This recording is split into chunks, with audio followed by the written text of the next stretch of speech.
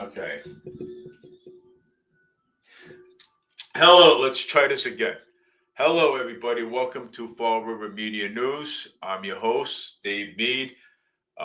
Tonight, what we're going to do is we're going to talk about Argentina. We're going to show videos, we're going to show pictures about how the food is processed. And because some people don't like, food from Argentina. So, I talk to most people about it, and they're skeptical about it, and let's. I'm going to take you a little bit. I don't have the full thing of it, but they're only going to show me what I need to know, and that's it. Unless next week I look a little bit deeper in that situation. So, but hey, let's get right down to this video, and let's do this. Let's try this one more time. Yeah, you're talking about the beef.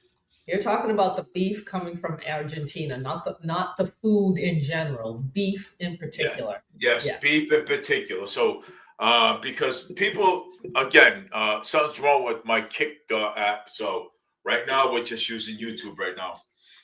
So something's wrong. Yeah, something's wrong with it. I don't know what's I'm wrong on with it. Facebook, Dave. But that's okay. That's fine. That's fine. You can. It's okay. It's weird. It doesn't work on yours. It works on mine. I don't know. It's strange. Yeah, it's strange. Yeah. So, anyways, people. I asked so many people about this, and people are so. Just they're like Argentina. I said, yeah. I says, look. I says, I mean, do you like the beef from Argentina? I said, and some people would say no. Some people would say yes. But well, and I said, look, I says tonight I'll show some videos. Like I don't have the full insight of what they're doing, but I can show just a little bit, like videos and stuff. So let's do this. Let's see if this will work again. I don't think it's gonna work. I'm not getting kicked off of this anymore. This thing must be the video that you want to show. There is a Argentina video, and it's not gonna let me. It's not gonna let me do it. Are you pressing the plus button to share it on the screen? Well, no, I am, but it keeps showing up leaving to leave the what do you call it? Leave the, I don't know. Oh, it's telling you gotta leave. Let me see if I can. All right, let me see if I can find something. Yeah. See if you can find something on your end, because this is ridiculous. It's the actual beef and stuff. Well, because the kick over here is it says something about reviewing. Yeah, I'm having trouble with the streaming to distributing. We keep trying to let you know. All right. So I have to go back to StreamYard. Okay, so I found some things. Share the screen. Okay. All right. Here is what I have. I don't know if this is what you found. Well, yeah, I got something like that. But but we have videos. This is a video, right? Yeah, they're video. Yeah, could you play the video? Yeah, I'm gonna play the video. Yeah. Which one do you want me to play? This one, the YouTube cat farmer? Yeah, this one here. Yeah. Just to show people what the process is. Hello, meat lovers and tech enthusiasts. Did you know that Argentina produces over 6 pounds of beef each year, with cutting-edge processing factories at the heart of it all? Have you ever wondered what makes a beef processing plant and how? I just want to stop this for a second, Dave. Yeah, go ahead. I don't know if you noticed it, but did you see the cows? Hold on, let me go. Let me go to this video. What delivers that perfect steak to Did you see the cows eating oats? Watch. Yep, cutting I edge saw it. Yep, See yep, that? part of it all. Have you ever wondered what Okay, that's, remember we were talking about grass-fed beef last night? yep, Okay, and it showed cattle being taken to the field to eat grass. yep, These cows are not eating grass. This is what I'm trying to say. So they are eating oats or solder or God knows what, soy that we are eating, which is not good for you. Okay, yep, I'm talking about the quality now of the meat. So we are paying, some people are paying, premium price for this so-called grass-fed beef from Argentina. yep. But I have yet, okay, I'm just going to keep watching it and I'm gonna just keep keep an eye on it. just keep it in mind. Just keep it in mind. makes a No, beef good. processing plant and how it delivers that perfect steak to your plate? Leave a comment with number 1 to explore the world of beef tech and tradition with us. What do you think about modern processing factories? The question about processing factories takes us back centuries.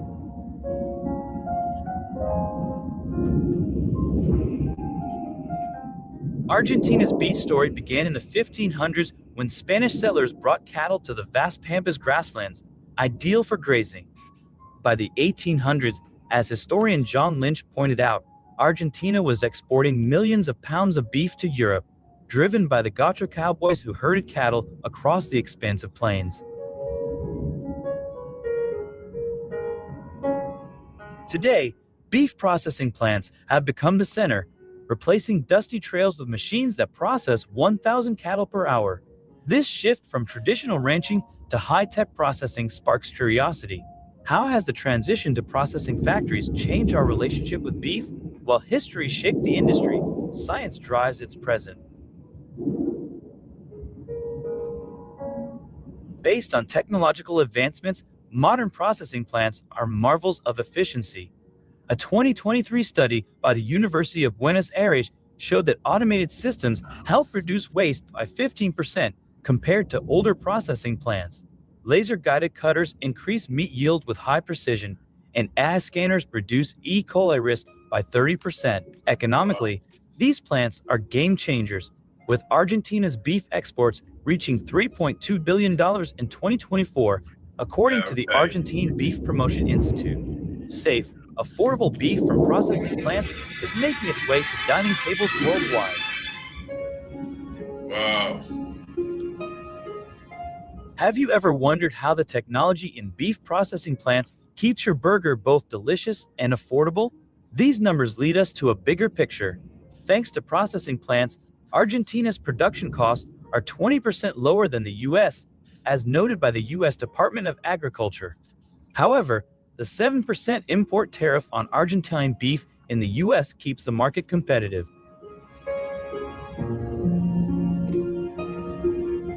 Compared to giants like Tyson Foods, which earned $52 billion in 2024, Argentina's top processing plant, Frigorifico Realplatense, reached $1.5 billion in revenue.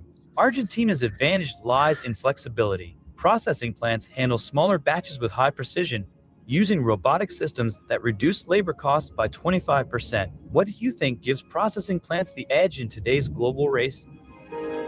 That means too Numbers dark. tell a story, but it's the people who bring that story to life. In these processing plants, you'll meet people like Juan Morales, a rancher near Cordova. My family has been raising cattle for generations, he told me. But now, Do you see how they're treating the cattle? Do you see what they're doing? Yep, I see how You they're see treating them. Yeah, you see how they are just one by one, and these are, I think, the feeding troughs. This is a crap that they give these cows. I yeah. use drones to track them. I just This want to herd see enters a processing plant where Maria Gomes operates advanced machinery. It's the fast, shame. but I'm proud of the quality we deliver, she said.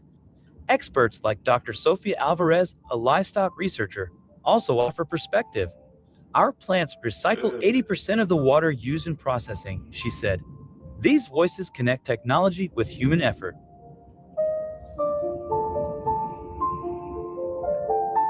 Do you have a story from a farm or processing plant you'd like to share?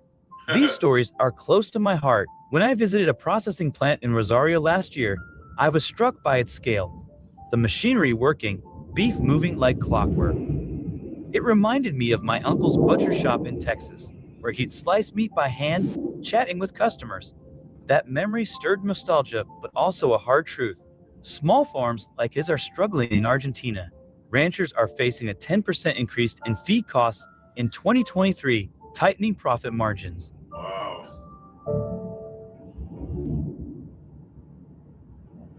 What do memories of processing plants or farms bring to mind for you? That's gross. Challenges like these don't spell. This is what we eat.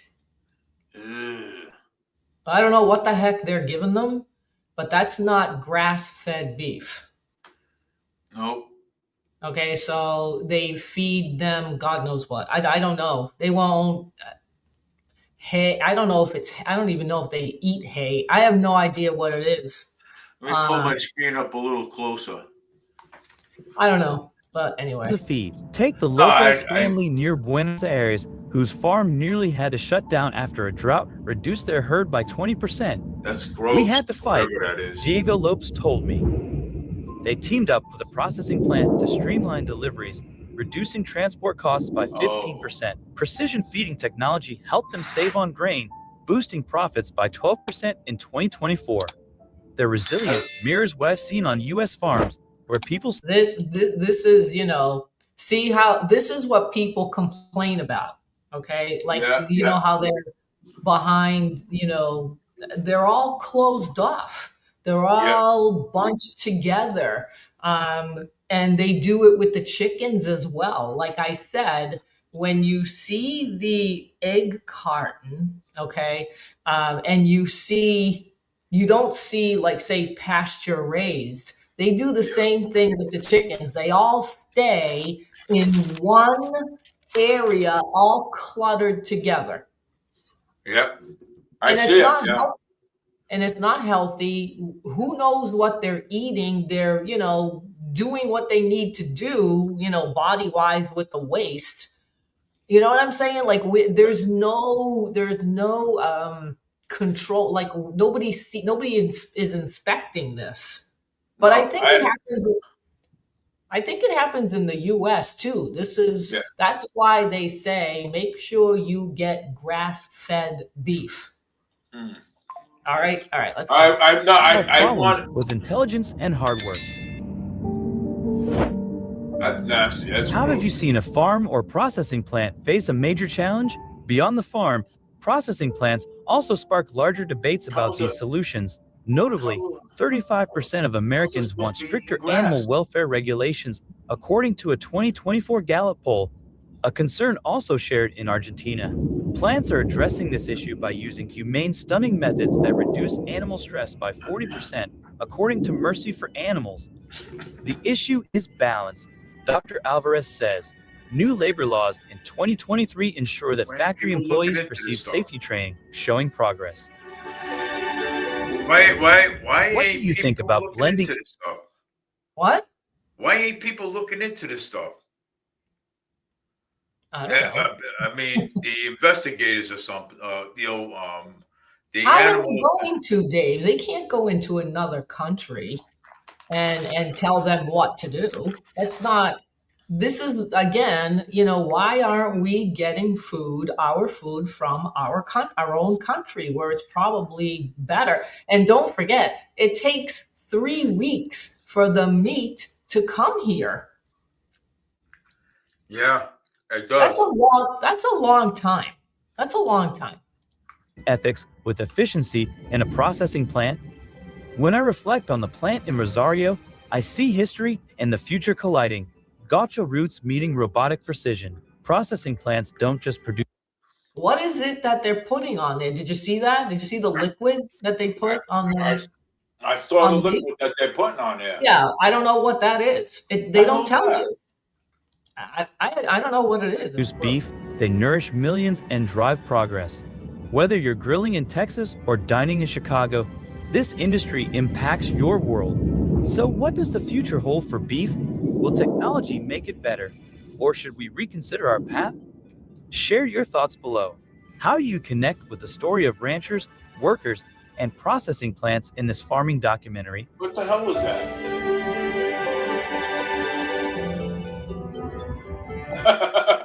They cooked it. Right? Yeah. They cooked it, but again, What the hell is? what is the quality? The quality is the question. The traditional Chinese method of making smoked pork belly is a meticulous and flavorful journey.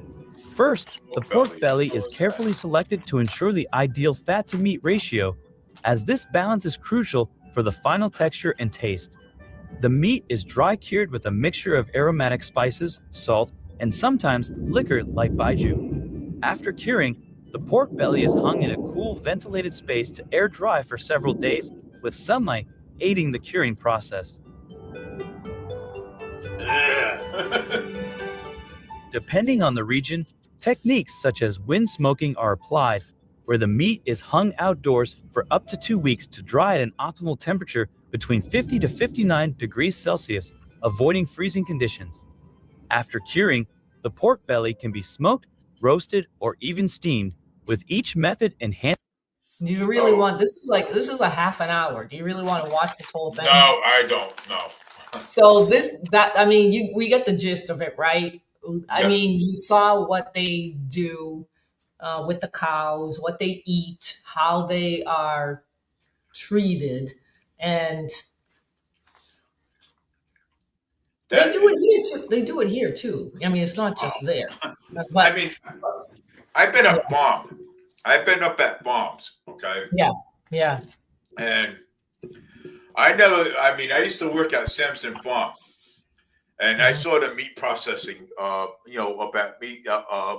at Sampson's Farm. I saw it. And I asked questions up there. I said, hey, what is this? You know what I'm saying? They says, cows, potatoes, cows and stuff, and this is where we process everything.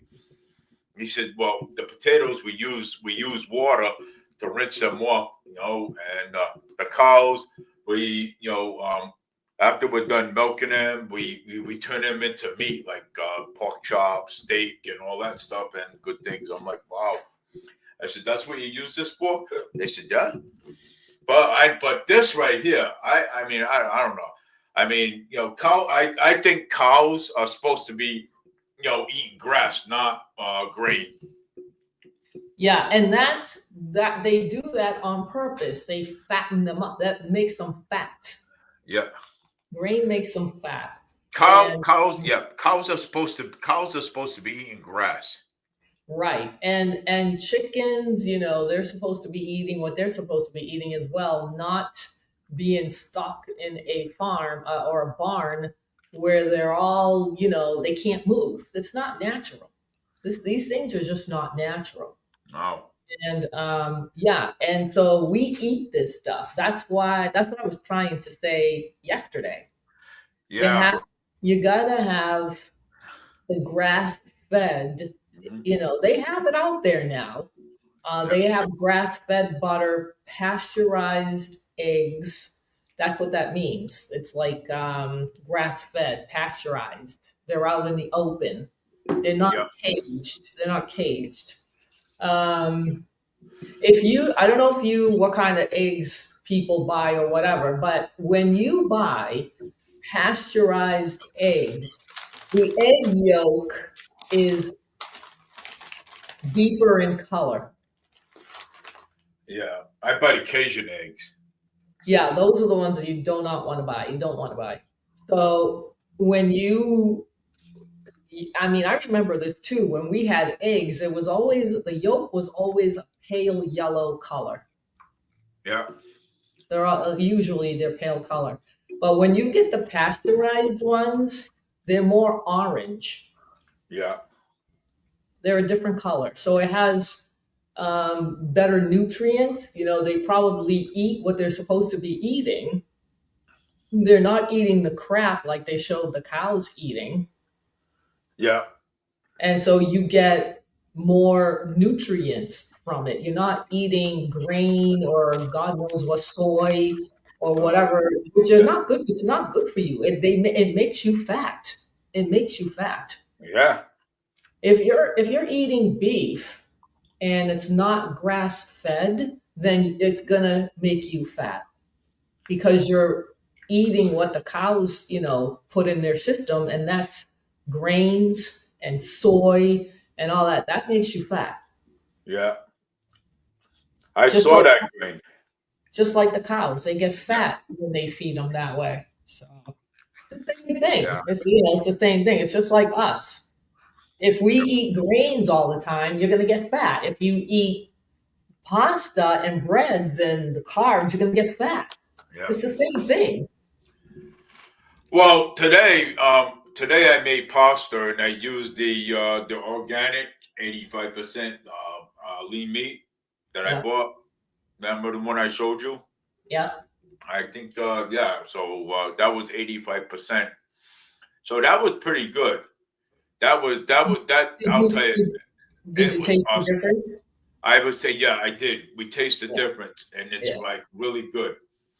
It is. It was like $6. It was like six something and change. What did I tell you? That's cheap. That's cheap because usually it's $8 or $9. Yeah. Well, it's $8 or $9 if you buy it grass fed. Did you get the grass fed organic? Is that what you got? I believe so. That's what it was.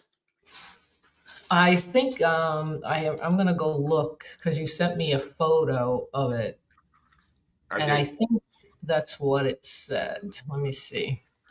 It was grass fed. Yes, it's 100% grass fed beef, and yeah, simply natural. Yeah, Yeah, um, that's what Dave bought. right there. That's That what is he good. That Yeah, right there is good. That is awesome right there. Grass fed. right, That there. I mean, look how dark that is. right. I mean, So, I took it. I had to take it and pull it apart. and it's organic as well. So I mean, really, you got the both the best of both worlds here. Yeah. 100% grass fed, and it's organic, and you got 15% fat as well. So, yeah, and for that amount of money, that is cheap. Yeah. I'm telling you, Oh, it's cheap. that That's is. pound cheap. That's It quality meat is. right there. Oh Yeah. man, that So, my stomach feels a little bit better now that I ate it. yeah. Well, exactly. So that's what we were talking about last night. Is That eating like this. It makes a difference. It makes a difference.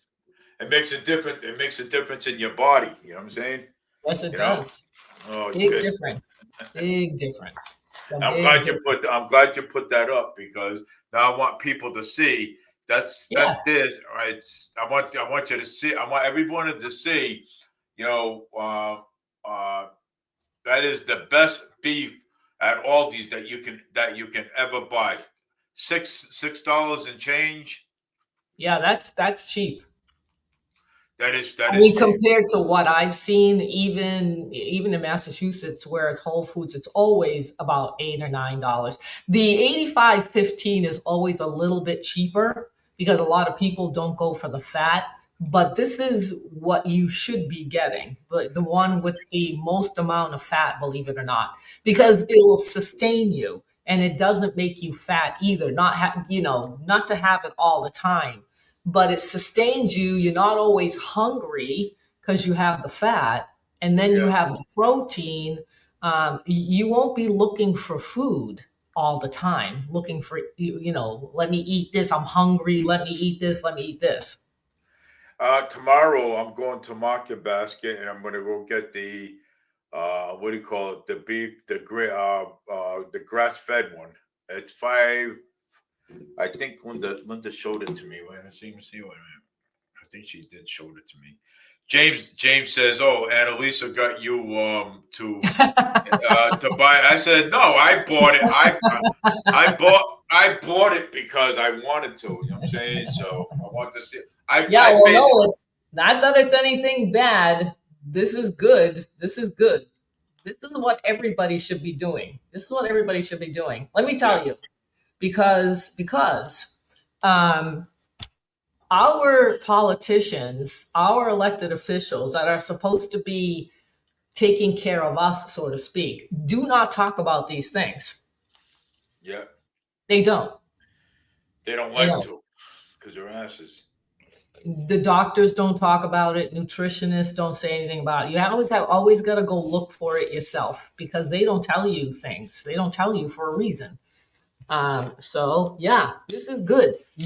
People should know about this and keep it in mind when you go and to the grocery store. You want grass-fed beef, grass-fed butter. Um, what else is it? Pasteurized eggs. Hold on a second. I'm gonna go. I'm gonna show you that I went to Trader Joe's today, Yeah. and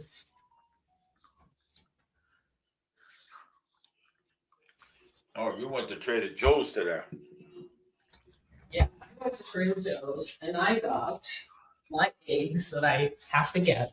Let me see if I can turn the camera back on. Let me see if I can get this. I don't know if I can. Oh boy. No, I don't think I can. Oh wait, yes I can. Yes I can. Okay, so here, where'd it go? So you see it? Pasteurized? let me pull it up. Hold on, closer. Oh yeah, oh yeah. I see it. Pasture raised large brown eggs. Oh, I see it. Yeah,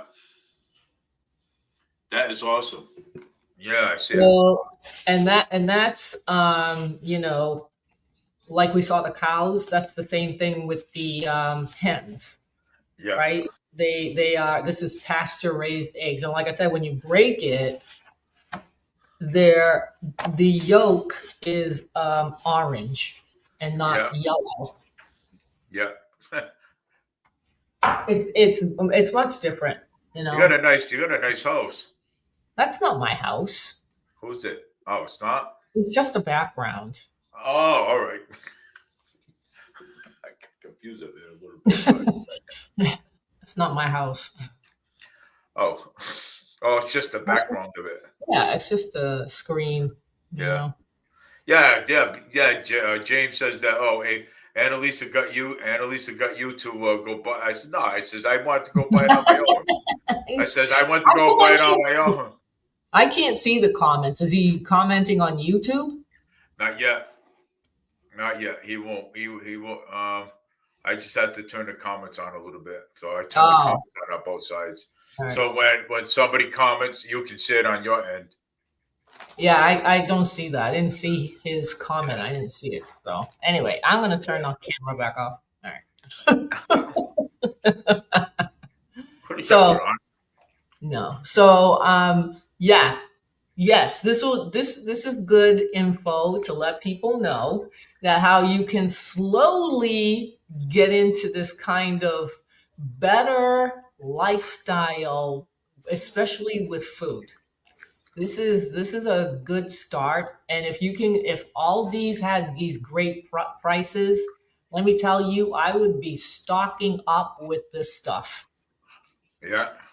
Okay, because that I don't know what the price is here with Aldi's. I've never gone to Aldi's, so All this has got some good stuff over there. That's where I found that. I never seen it. And do you have to bring your own bags? Um. You have to bring your own grocery bags. Yeah, you do. Do you have to pay for a shopping cart? 20 cents quarter. Yeah. This is a pain in the neck. I'm not gonna do that. All right, so What's 20 cents? no, I don't. That's what they do in Europe because it is a European country. Yeah, and Or it's also Germany too. yeah, but they do it in Italy too. That's how they operate. They don't have bags, and if you don't have a bag, you have to buy it. Yep. And the carts, you have to pay for it. So it's stupid. I don't like it. I don't like it. Well, they got organic stuff, so Well, that's why it's cheaper. That's why it's cheaper because they don't buy the bags. You have to pay for the carts.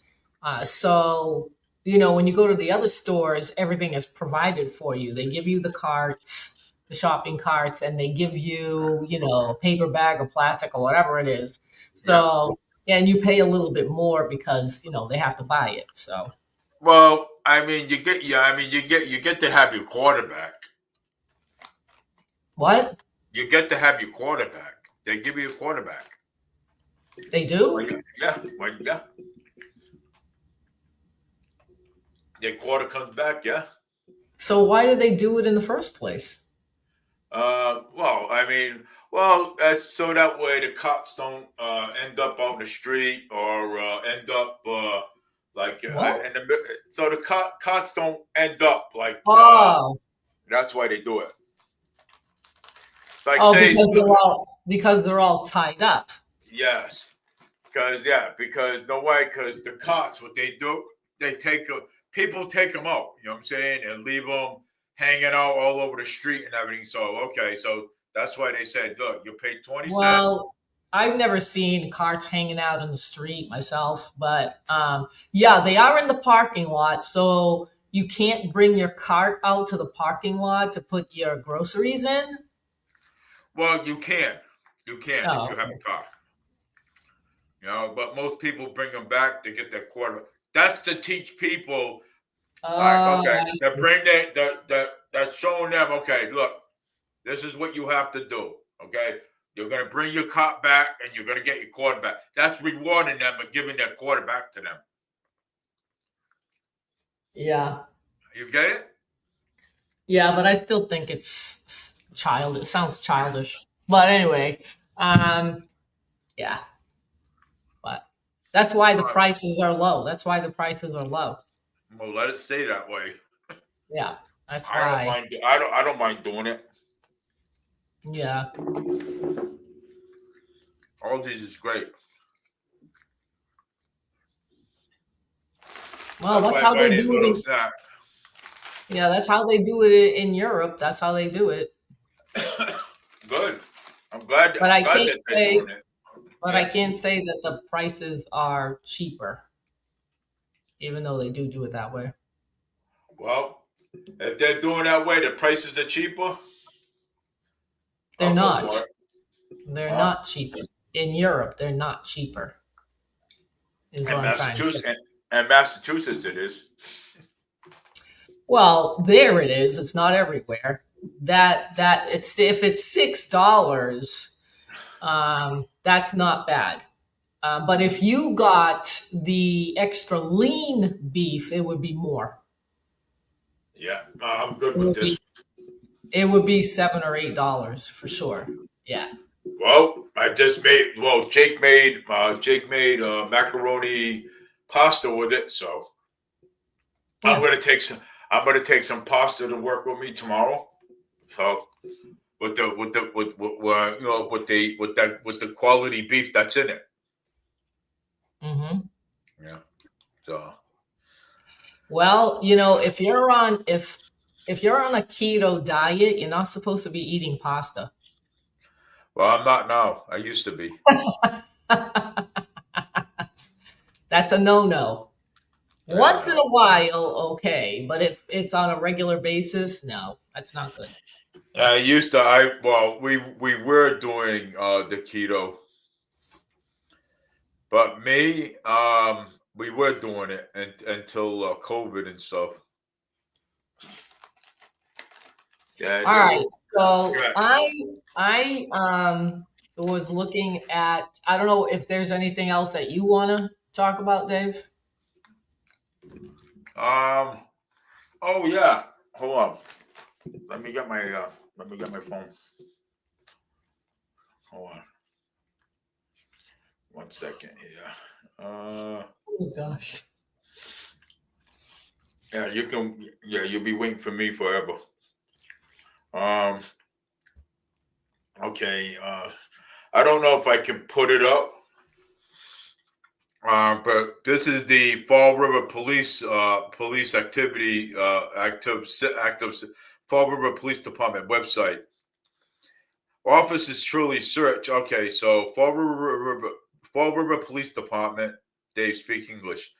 Officers truly searched they clear the school by callers by alleged presence of a. Well, they said that there was some kind of device at Durfee High School. This happened this afternoon, but they did clear it. So and they found nothing at Durfee High School. So I just want to. There's no. They found nothing. They sent the dogs in there at Durfee High School. They had the kids. They had the Durfee kids in the shelter. And so somebody, so somebody said that there was a. I don't know if at Durfee High School, yeah. Well, that's what it sounds like. Yeah, so All right. and there's also another thing I wanted to talk about before we get into the craziness. Yeah, it is crazy. That's for sure. Yeah, yes. So all these craziness and stuff. But I mean, this is I got all kinds of stuff here. I don't know why I downloaded this for. See here. Fall River police charged a 52-year-old city man accused of allegedly dumping trash down at the water at our drinking water.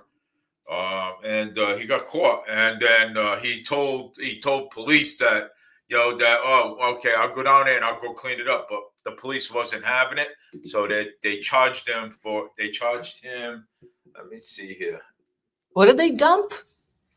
4 River men facing charges of illegal dumping in the city, according to police on Monday. Officers William Mendoza of a environmental unit was notified a legal dumping incident near the Watuppa Pond on Wilson Road in Causeways. Desperate receiving the information, while off-duty officer Mendoza immediately coordinated with Officer Nelson Burns to begin investigating. Yeah, this guy dumped all kinds of stuff, down in our drinking water, outside of the drinking water, but not in it. You know what I'm saying? So he's being charged with it, so yeah, so he's being charged with everything. So, and the police officer said, "Well, I'm not taking this." So, but they arrested him. They said, "No, don't clean it up. We'll get it." But 52-year-old man doing that. You know what I'm saying? I mean, why go down there and start throwing all kinds of stuff down near our drinking water like that? You know what I'm saying? Exactly. That will contaminate our drinking water. That we won't be able to drink out of it. Well, they pissing it and everything too. So right. Well, it's already bad enough as it is. So yeah. All right. So what do you got to talk about today? You got any crazy things to talk about today? Oh yeah, so I was looking at my cat really is really got like a 2-year-old. You know how 2-year-olds have that they go through a stage where it's called separation anxiety? Yep. Where that's my cat. Yeah. That's how my cat is. Always looking to see where I'm going. Having to be, I mean, it's unbelievable. It's just unbelievable. Okay. Yeah, it's like I almost can't do anything because she's always around and she won't stop. What is this? You want me to put this up? Not yet. So now I'm gonna go find this X account and this guy. Hold on, here it is. Do you get it? Did you get it yet? Oh, him. Oh, Donald Trump. Oh yeah, he's he talks about other things, but he talks a lot about the foreign policy that we have. Huh. Well, this is this is December 10 yesterday, and this is what he posted. Trump proudly announces an act of terrorism and piracy. The U.S. stole an oil tanker from Venezuela bound for Cuba. The aim is to starve Cuba of energy and worsen its blackout crisis. This is pure evil. The peace president has made the U.S. a terrorist state. What do you think of that, Dave? Wow, my God. What do you think? And I'm going to show you another post where Denmark, I'll show you. Hold on, let me find it.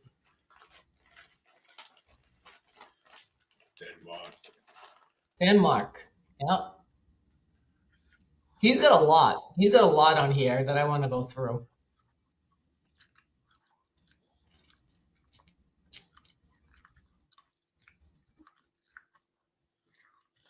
All right, I missed it. Okay.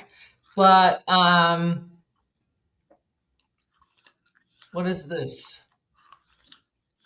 Trump sells out the West to big AI. Trump just signed an executive order federally protecting AI companies from state law violations.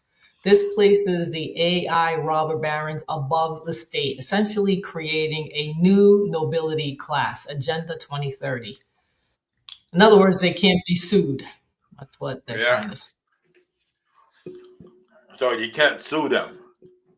Right. So if anything happens, you can't really sue them, man. Wow.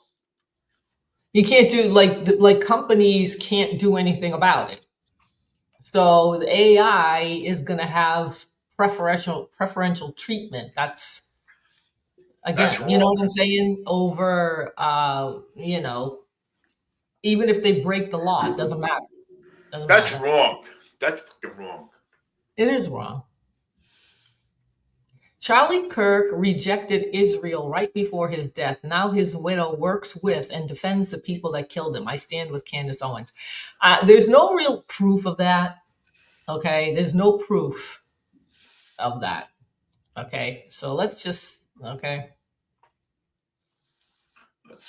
see what else is going on. Shut up and trust the feds on Charlie Kirk. Do you believe the feds' story about how Charlie Kirk lost his life? Do you believe the FBI? No. Be honest, Dave. No, I don't. Okay.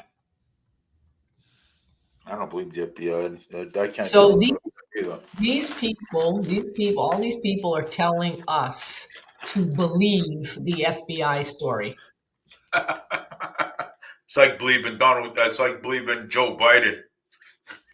So, and these are all Zionists. So I believe what country was involved. Yeah. Tucker Carlson. Tucker Carlson confirms Egyptian planes followed Charlie Kirk. Tucker was with Charlie right before his death and confirms he was being followed by Egyptian planes. These are easiest planes for Israel to use and maintain plausible deniability. Whoa. So they're saying Israel uses those plans. Yeah. Planes. They use those planes, the Egyptian ones. Wow.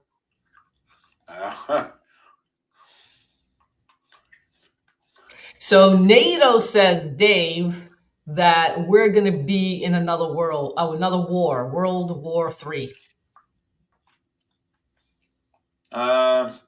NATO says that? Yeah, NATO Secretary General Mark Rutte warns we must be ready for the scale of war our parents and great-grandparents endured. NATO needs to be completely dismantled and destroyed. That's what Adam says. Well, I'm not going to rule that out. We are Russia's next target. That's what he says. Let's see. I'm not going to rule that out. Oh my God! Look at this! Look at this! Did you see this photo? Yeah. This is Erica. This is Erica Kirk, Charlie Kirk's wife, on the left. Right there? Yeah. Oh. And she is hobnobbing with Netanyahu's son. Oh my God. Yeah. Things getting even worse. This is getting ugly. A photo has emerged of Erica Kirk with Benjamin Netanyahu's son, Yair Netanyahu, in 2019 in Israel. Oh. Now she's talking Hebrew on daytime TV. I didn't know she knew Hebrew. Attacking Candace Owens and defending TPUSA, who have been caught lying. Oh boy, oh boy, oh boy. This is a mess. It's a big, big mess. Boy, no time, huh? She wastes no time. Exactly. She picked anybody, huh? Netanyahu's son. Well, no. This was in 2019, Dave. Pay attention. Oh, this photo was done in 2019. Oh, that's an old photo. This is 6 years ago. No, this is not her boyfriend. She doesn't have anybody right now. Okay. But the point is, this is Dave. This is the point, Dave. People are saying that what happened to Charlie Kirk, that Israel was behind it. That's what they're saying. I wouldn't doubt it. So that's what people are saying. Candace Owens is saying it. Tucker Carlson maybe, but that a lot of people are surmising that that's what it is. But others are like, that's a conspiracy theory. You don't have any proof, and on and on and on. That's Candace Owens and the like. All right. So okay, how about some of this little bit of proof here that she knows these Zionists. Yeah, there's a little bit of proof right there. All right, this just gets worse. I don't know. I don't know if it's true or not, but that's what it is. Yeah. I'm trying to find the Denmark one. The Denmark one, yep. Because Denmark has declared the United States a terrorist threat. Oh. Yeah. Yeah. Declared United States, Iraq. How is this? Here it is, right here. Breaking. Denmark labels the United States a potential security threat. Right here. See it? Let me hear the video. All right, hold on a second. That's CNN. A NATO treaty ally. Now, Rasmus Jarlov is a conservative member of Denmark's parliament and chair of its defense committee. Thanks so much for joining. Hello, Jim. Thank you. So first, I'd like your reaction to seeing Denmark, a NATO treaty ally, looking across the Atlantic at the U.S. and seeing a potential threat. Tell me how the two countries got here. We've had great relations with the United States for centuries, and we have appreciated the relations we had since the Americans helped liberate Europe and our country in the Second World War. And we've been very loyal allies to each other for the past 80 years. We've participated in all the major U.S.-led wars in Korea, in the Gulf, and many other places in Afghanistan, Iraq, and so on. So it's not great that now we're receiving threats regarding Greenland, which is the main concern from a Danish point of view. Yeah. Listen, as I've reminded viewers and others, Denmark did some of the hardest combat duty in Afghanistan as well, and lost many of its soldiers and quite a large percentage of Denmark's overall forces there. As you know, there are many in this country who disagree with the U.S. president on its approach to Denmark, including both Democratic and Republican lawmakers. Do you believe there is anything standing in the way of President Trump continuing to antagonize Denmark? So, I mean, my question is this just about President Trump, or do you believe the entire country, in effect, has turned against Denmark? No, we don't believe the entire United States of America has turned against Denmark or against Europe. We know very well that there's a lot of different opinions in the American public. And we've also seen polls citing that there's not a majority of the population that agrees with the idea of starting a war with Denmark to take over Greenland that doesn't want to be part of the United States. So I would hope that reason would stand in the way of this happening. And we hope we can also appeal to the Americans' self-interest. It's not about just loyalty to allies. It's also about self-interest, that there's no need to have bad relations across the Atlantic. We want to have good relations with Americans. We think it's very beneficial to both countries, and the Americans have access to everything they could possibly want in Greenland, including natural resources, military access, and everything else. They already have it. So there is no need for any type of military action or any threat of taking over the country in any other way.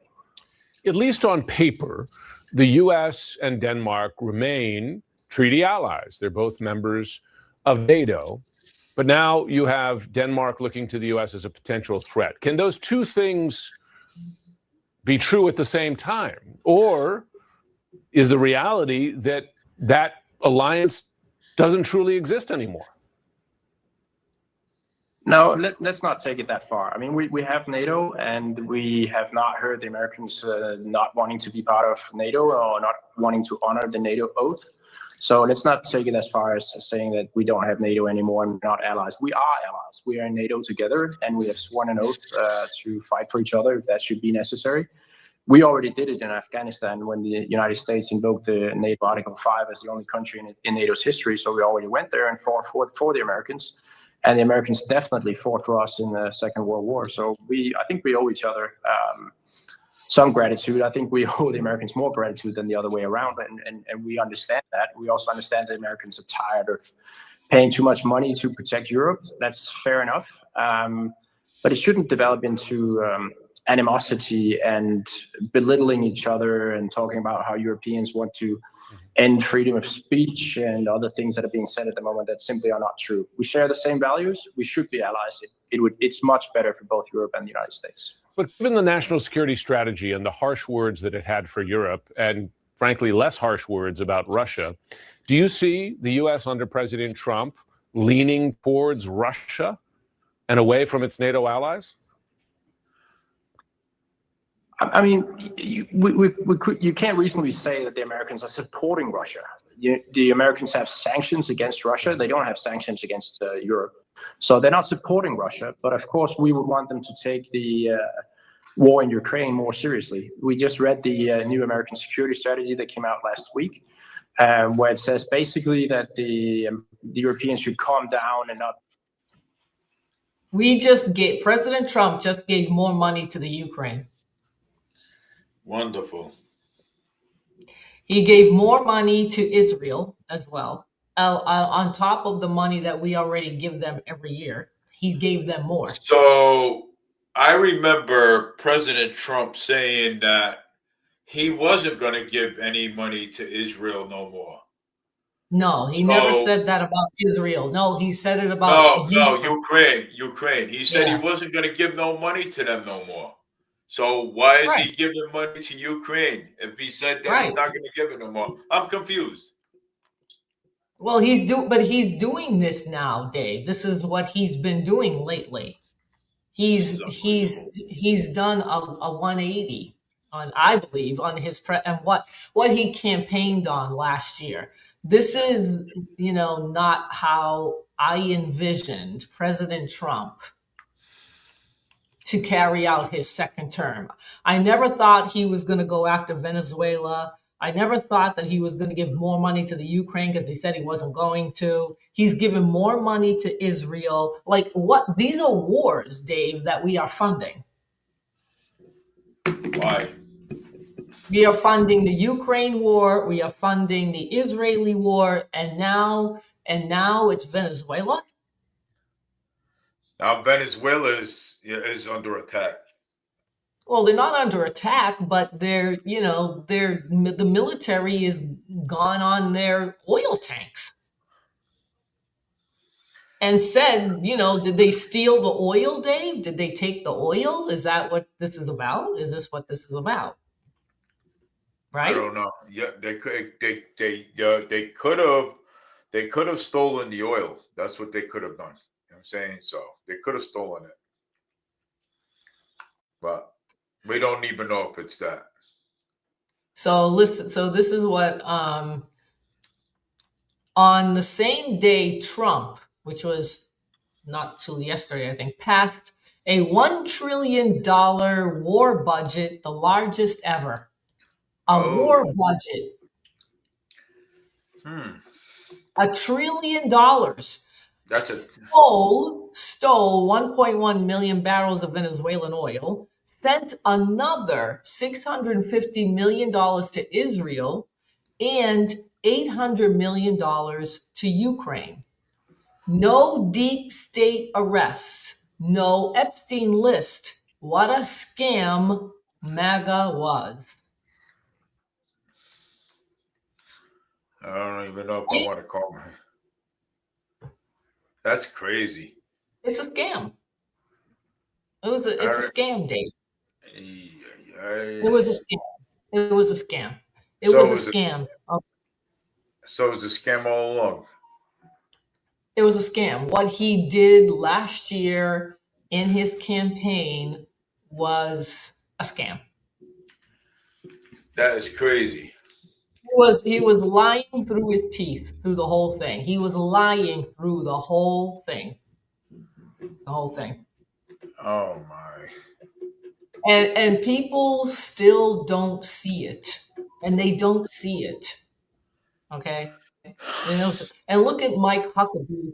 And Mike Huckabee meeting with a former Israeli spy, giving Israel our military secrets. This guy, Mike Huckabee. This guy that's talking? Yeah, this is Mike Huckabee. I want to hear what he's got to say, this clown.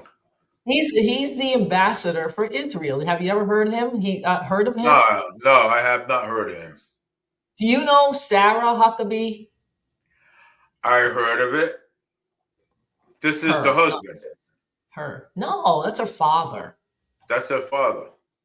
Sarah Huckabee is now the governor of Arkansas. Yeah, let's hear what he has to say. There's no. He's a former pastor, Dave. Listen before you listen to what he says, because he's a good propagandist. Okay, I don't understand why people believe these jerks. Any of them, I don't get it. I don't get it neither.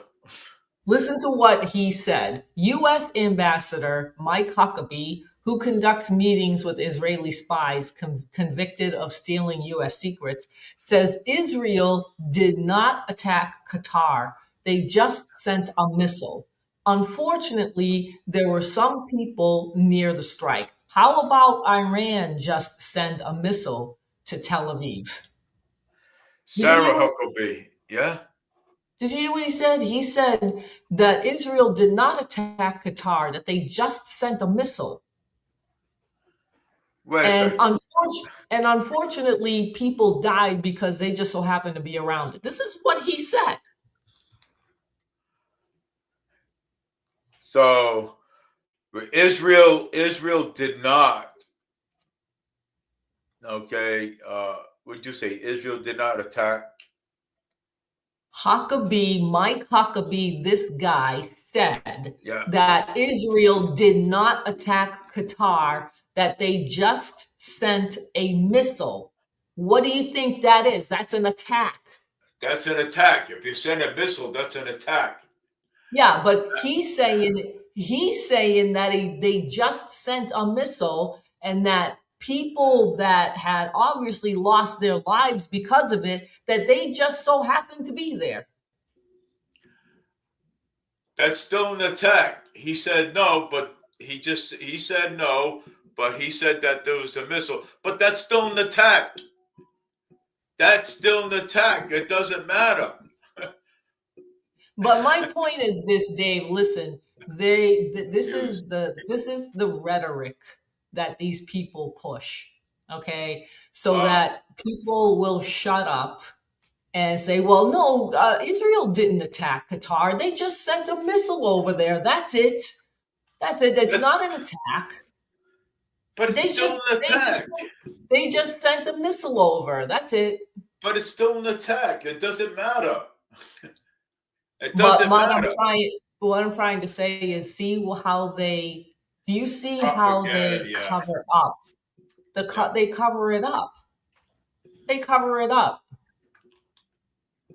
Sarah Huckabee Sanders. Yeah, that's who it is. Yeah, Sarah Huckabee Sanders. Yes, that's his daughter. That's his daughter. He lives in Israel. Huckabee lives in Israel because he's the ambassador to Israel. Okay, so I mean, if he's saying that Israel did not attack, but it's still an attack. That doesn't matter. That doesn't matter.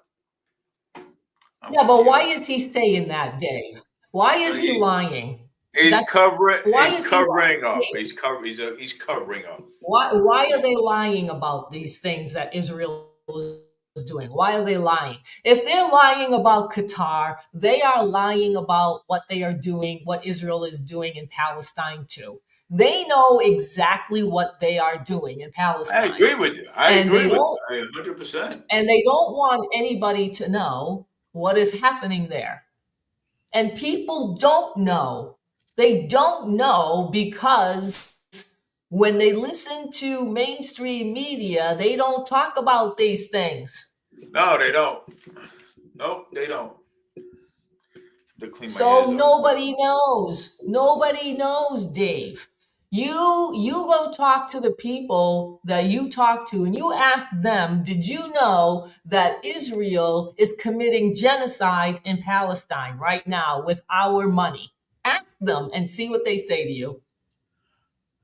Just hope that I don't get beat up. Beat up for what? Well, for asking a question. But I know. All right. So what I'm gonna do is I'm gonna ask. I'm gonna ask. I know. Ask some people. Ask some people. Like not at work. Maybe not at work, but when you're out of work, go talk to your friends and say, "Did you know that what's going on in Palestine? That they are committing genocide there? That Israel is committing genocide there?" Do you know? Do you know that Netanyahu is charged with war crimes right now? Do you know that he's I know he is. We talked about it. Yeah, and that there's a warrants for his arrest all over the world. And why is this dude hasn't been picked up? Because he doesn't go to those countries, Dave, so that he doesn't get arrested. That's why. So he stays in Israel? In the United States, because the United States is not going to arrest him. Right? He has come here. So is there any jurisdictions where the FBI or the CIA can get in there and arrest him? I don't know, but my point is this, Dave. He will never get arrested in this country. Yeah. Never. But, Mamdani, the mayor-elect of New York City, said that if Netanyahu ever goes to New York City, that he's going to arrest him. He'll be arrested. Yeah, good. I'm glad he said that. Well, yeah. Mandani. So Yeah, Mandani. I don't know if that's really going to happen, but that's what he said he was going to do. Let's see. I don't know, but this But is really getting what out of hand. for what I understand, Mandani is open promises, empty promises. For what I Like, understand, you mean like President Trump? kind of You like mean like that. President Trump, Dave? Empty promises with the free rents and Empty stuff. promises? Yeah, With the what? but the free, well, Mandani with the free rent, empty promises. Right. Yeah, I'm talking but about President Trump and his Make America Great agenda. That's what I'm talking about. This is not, it's not happening. no, it's not. It's So not. far as I can tell, President Trump is much more concerned with Israel, with the Ukraine, and with all the other countries except this one. Yeah, And we're trillions and we're $38 trillion in debt. yeah, And we keep printing money, and we keep printing money that we don't have. yeah. This is fake money that has no value. It has no value. I don't know why we keep printing. Well, that's why we're in debt. Because we don't have the cash to be giving out to Israel, Ukraine, or anybody else. So we print money that we don't have. Yep.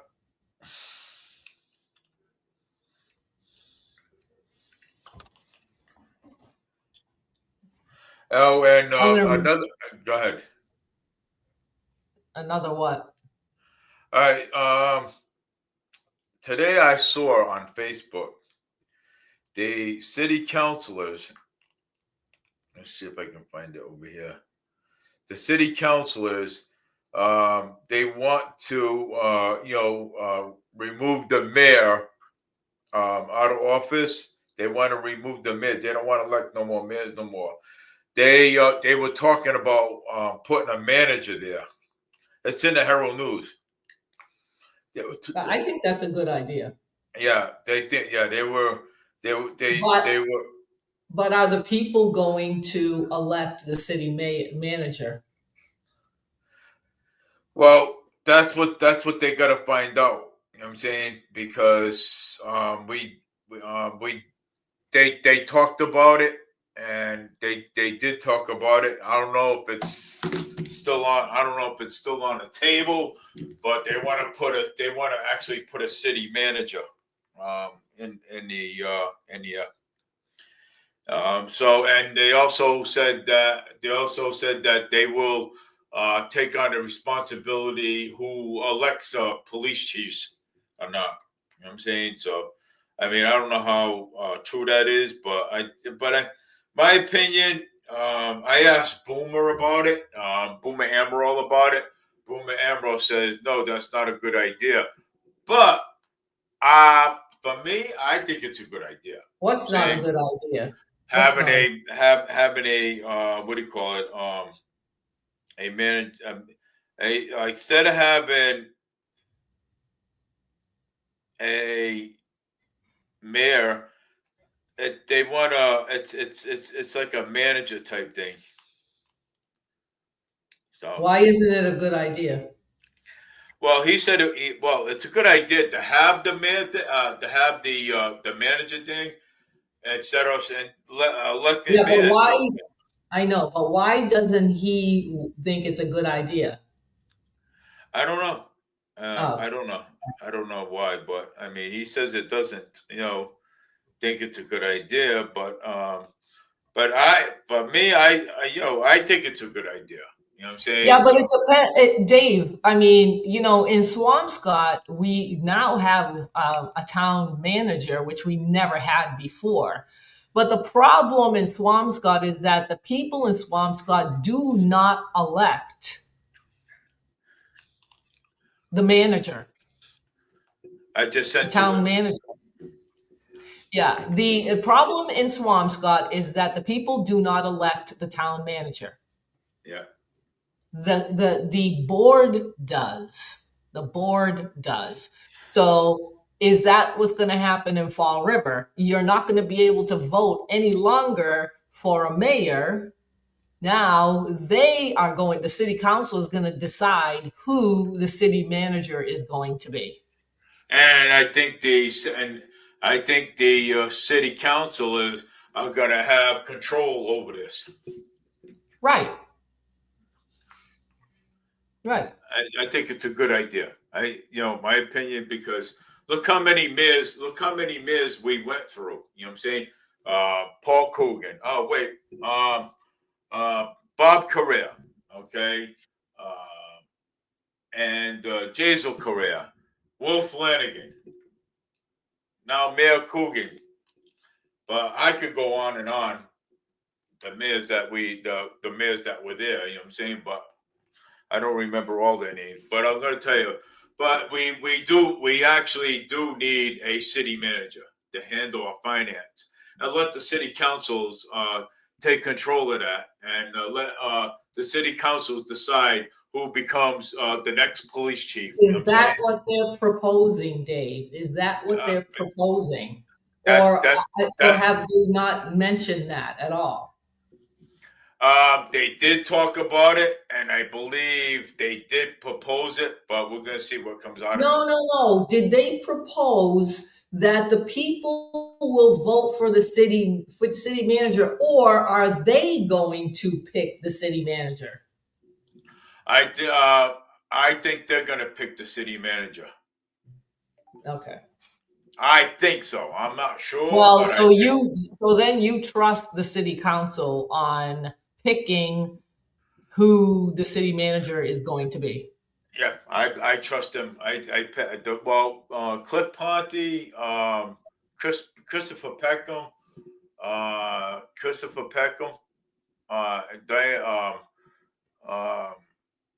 what's the other city council's name?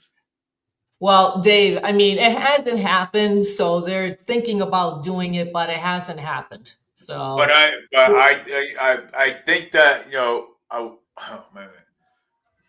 I would like the city councils to handle that and keep that in control. You know what I'm saying? Well, it's not going to get rid of Mayor Coogan right now. No, I hope so. It's not going to. They may. Because he's elected. There's nothing they can do about that. Want to bet? Because something, we can have a special election, okay, and put the city manager on the ballot. Okay? No. But that does not make Mayor Coogan take him out of office. That just adds another position. Well, we don't want. You think that by adding a city manager is going to get rid of Paul Coogan. It's not. It's not. The process, Dave, it's done.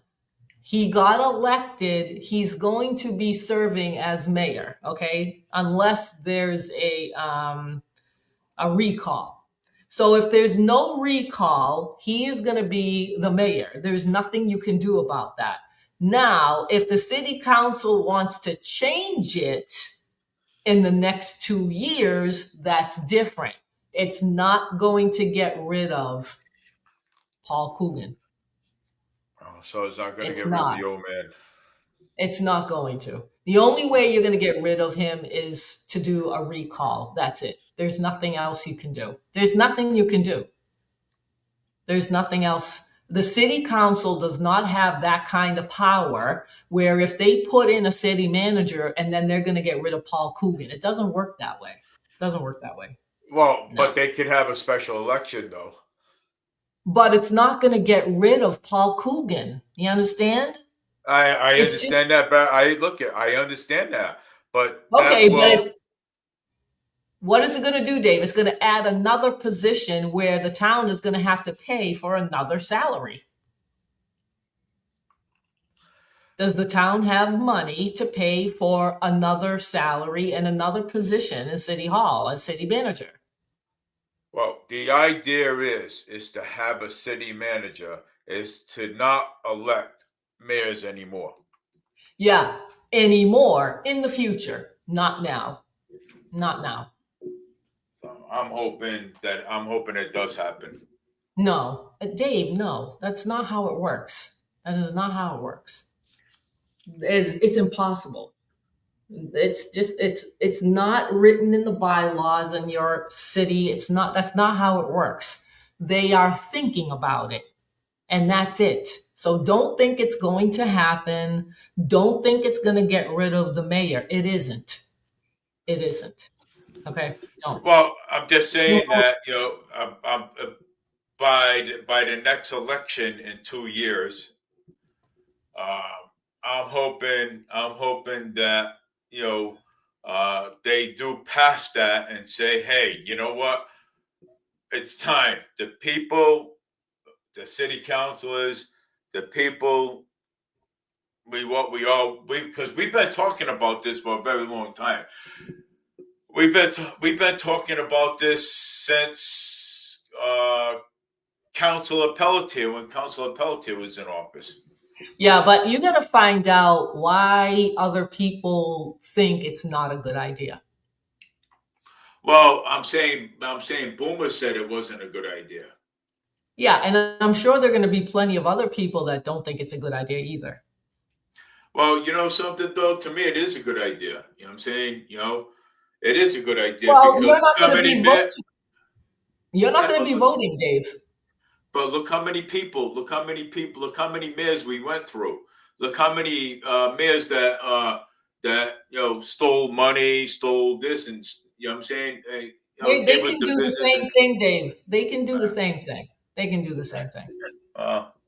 It doesn't mean that everything is going to stop just because you have a manager and there's no mayor. That doesn't mean the corruption stops. It means nothing. If anything, it means you're really not going to know a lot of things that are going on in City Hall. That's what it means. But the city councilors want to also take control who hires the police chief. You know what I'm saying? And that's it. And the only thing we'd be voting for city councils and school committees. That's it.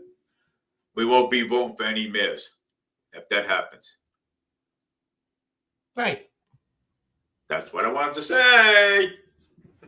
I know, but you're thinking, it seemed like to me that you thought that with this proposal that they were going to get rid of Mayor Paul Coogan right now. Oh, no, I'm not going to. No, of course not. I mean, Mayor Paul Coogan the mayor has to serve his term, he has to serve his term before his term's up. And then we can move forward with the, with the city manager. You know what I'm saying? So, no. Mayor Paul Coogan has to serve his term first. Well, I think you thought that they were going to get rid of Paul Coogan if they were going to get a city manager. That's what you sounded like before. That's what you thought was going to happen. No, I don't know. It's not going to. It's not going to. It might even not happen at all, Dave. So I don't know if that's. I don't know. I mean, what I've experienced with a town manager in Swampscott. Yeah. We can't say anything about what is going on in that town. They don't listen to us. I don't think it's going to be any different, Dave. It's not going to be any different. Maybe not, but anything's worth a try, Yeah, it's not going to make any difference. It's not going to make any difference. So, anyway, now that you changed the subject, I'm going to go back to what we were talking about before. Let's go talk about these other clowns. So, yeah, I mean, Kash Patel has decided not to look into Charlie Kirk's foreign intelligence probe, an explosive feud with Trump's counterterror chief. They won't look into it because they know who it is. They don't want to say who's behind it. This is bad. Like this is really bad. I think that this is very bad. This is really bad. Yep, you're right. Totally For right. our country, Dave, to have Israel have such control is scary. It's not good. This is Mhm. not good. It's Nope. not. And you know what, Dave? You were talking about Fall River and Swampscott. Mhm. These goons are there as well. They're in Well, Swampscott. yeah, yeah. Oh my God. This is not just on the federal level in DC. They're in the state and they are in the local level. They are in Swampscott. That's crazy. They have developers, real estate developers, three. They have built three. They renovated one, built another one, and now they're going to build another one, the same company that I'm trying to remember the name of it's a Boston firm, Dave, that gives millions of dollars to APAC. Millions to APAC. Oh my Millions to God. APAC. A Boston developer that has ties to Washington, D.C. And those Oh, people are in Swampscott building real estate. holy jeez. The developer is from D.C., a nonprofit organization that deals with Israel. Our money, the money that we make, the taxes that Yeah, it's going to Israel again. that's I this mean, is all. do people understand what is happening here in the on the local and state level, our money and where it's going? Because it's not going to us No, only Israel. and other places. Yeah. You know that waterfront property that Mayor Coogan keeps talking about? See who the developer is, Dave. Find out who the developer is if it gets to that stage. Find out who it is. See where Yeah. they come from. See where they come from. Because a lot of them are foreign. Oh, really? Yes. I'm gonna check right now.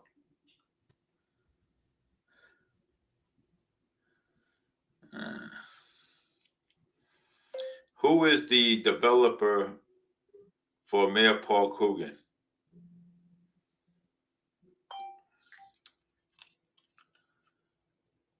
Who's the real estate developer, Dave? Okay. All right. Okay. Of Fall River. You have to be specific. They don't know what you're talking about.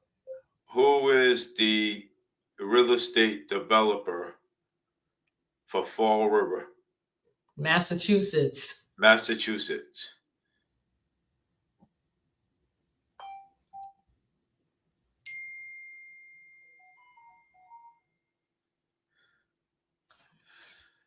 There isn't one single office and real estate and developer for all of Fall River, Massachusetts. Key real estate developers in Fall River, one Cadro Properties Group, one of the most permanent real estate developer based in Fall River. The company is Yes, led there by. are several, Dave. It says here. There are several. Oh, they are. There's a bunch. So ChatGPT lied to me. People Incorporated, DF Prey, Property Network, Resilient Homes, Benjamin's General Contractors, Affordable Homes Renovation, WR Construction and Design Inc., Fiola Electrical Contractor. Fiola, isn't that the name of your State rep representative? Carol Fiola, yeah.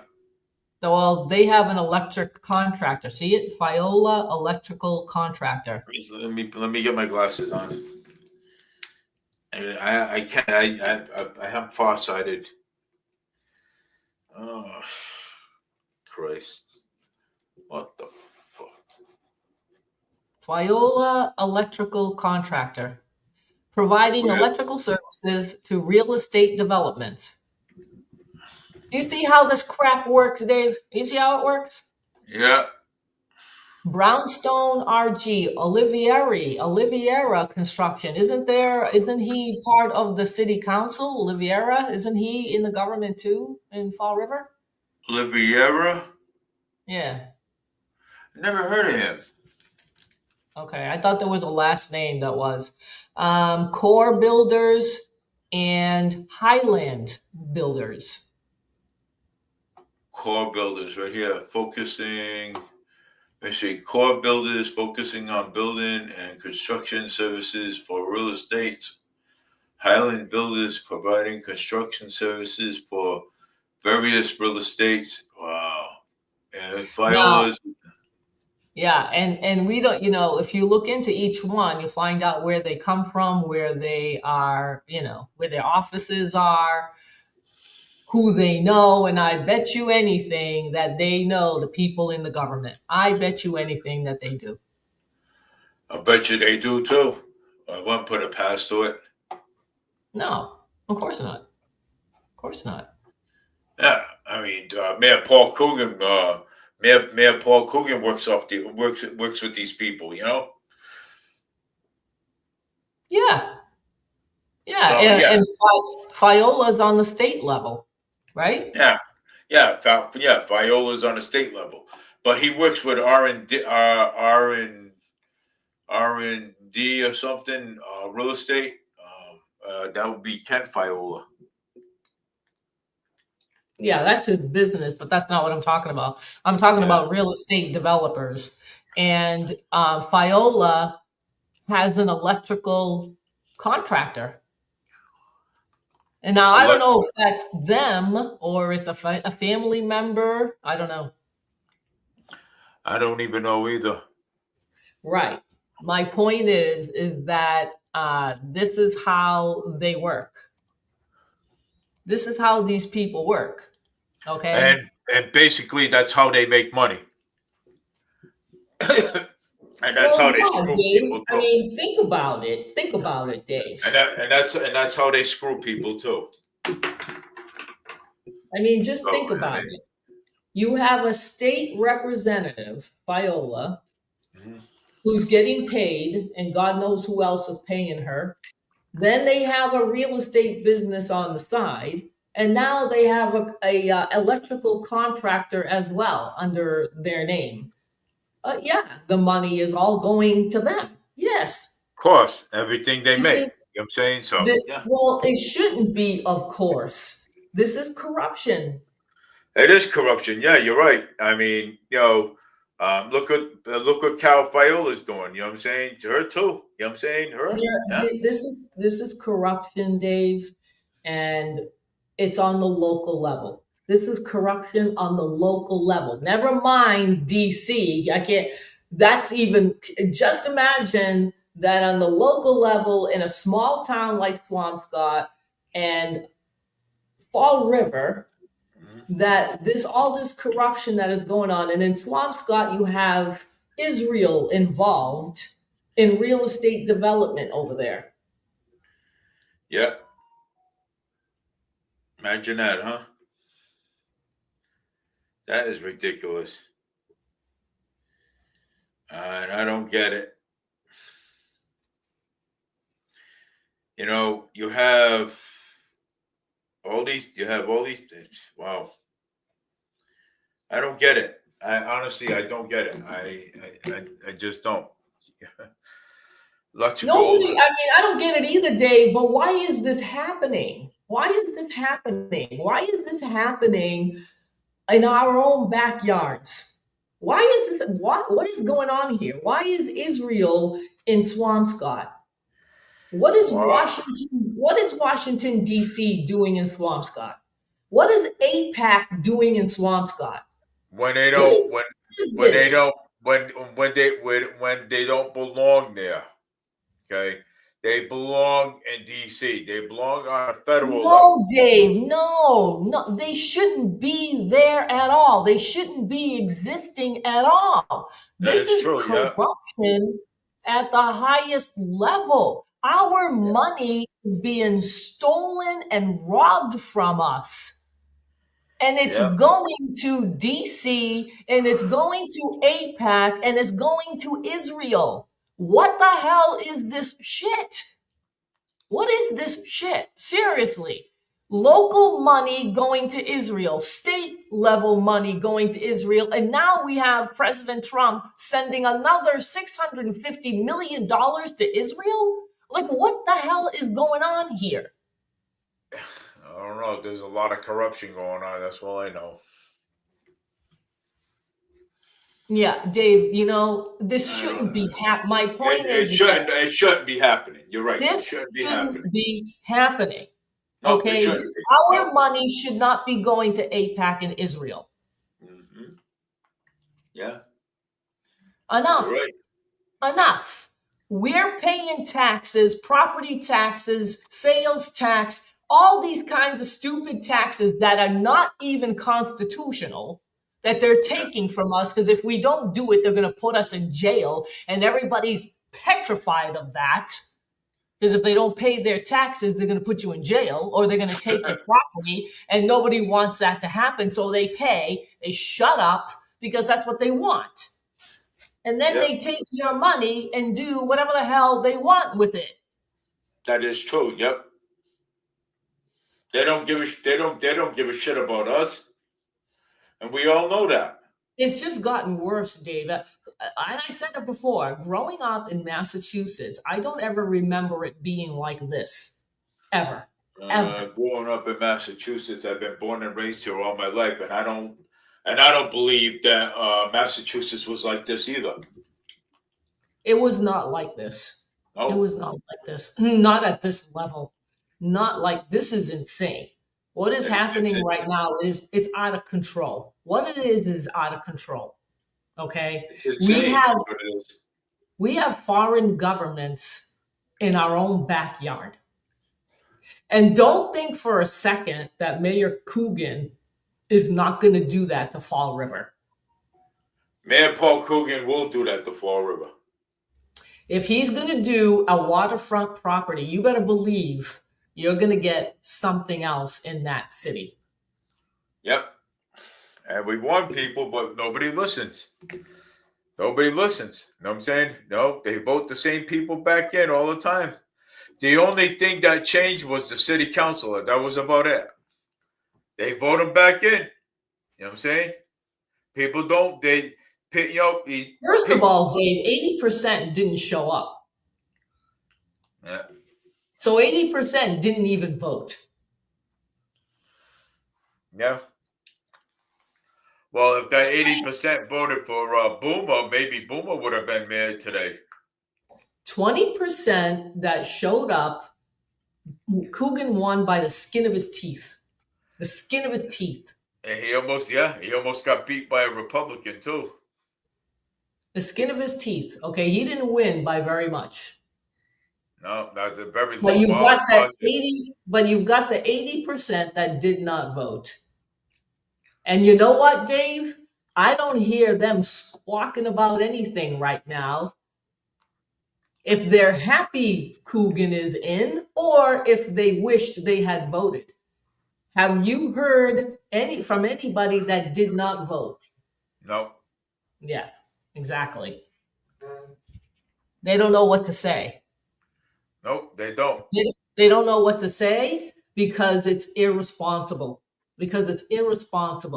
And you know what? When things like this happen, and if they continue this way, they're going to take your voting rights away. Yeah. And you're going to have the city council or the city manager or whatever decide who the heck is in office every single time because nobody goes out to vote. Nope.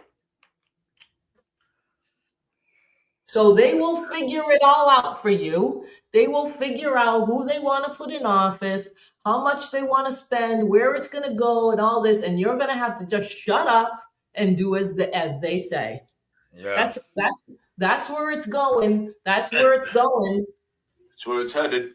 Because if people don't vote, That's what's going to happen. And look at what happened with Michelle Wu. Uncontested. Unopposed. Okay? Yeah. She got in with no opposition. They're going to take the votes, the voting rights away. Watch. You just watch. Like in Boston, if the Trump administration doesn't do anything about Michelle Wu and the sanctuary city status in Boston, that's the next step. Do you know what she just did a little while ago? You won't believe what she just did. What? She's pals with like this guy sounds like a radical Muslim. Okay. So she went to an event in Boston with these Muslims. And do you know what she's going to do What? in the city? She is going to tax the people that are not Islam.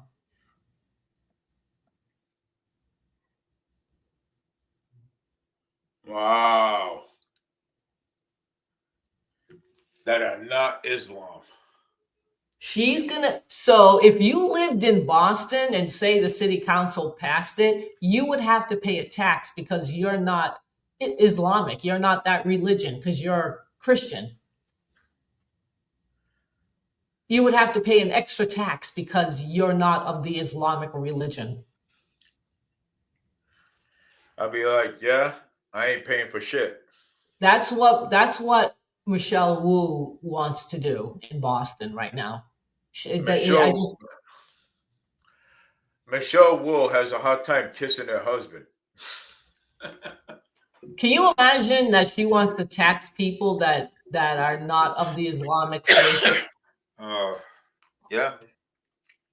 This just gets worse and worse and worse. It doesn't get better, and it's not getting better under President Trump either. This is not getting better. Nope. It's not getting better. President Trump, like this guy said, there have been no deep state arrests. There's been nothing. The Epstein files haven't been released. Nope.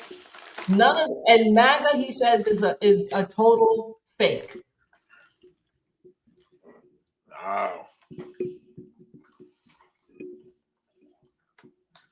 It's unbelievable. And yet, everybody just sits back, relaxes, like nothing is going on, like nothing is happening, whatever. You know what? If people keep having this attitude, you're gonna get what you're going to get, and we are getting it right now. You're gonna get what you deserve. We're getting it right now because there are not enough people that speak up. Nope. There's not enough. Not at all. And people need to speak up against President Trump. People have to rise up. The ones that voted for him have to speak up and say, stop giving $650 million to Israel. Stop giving money to the Ukraine. Stop doing this. Nobody says anything. Nope. It's a shame. Dave, it's more than just a shame. It's more than just a shame. It's horrible. That's what it is. It's horrible. This should not be happening in this country. This should not be happening in this country at all. The people, I don't know what is going on with them. I really don't. I don't understand it because this country they fought for. Yep. There were a lot of wars in this country to get to the point that we are in right now. I know.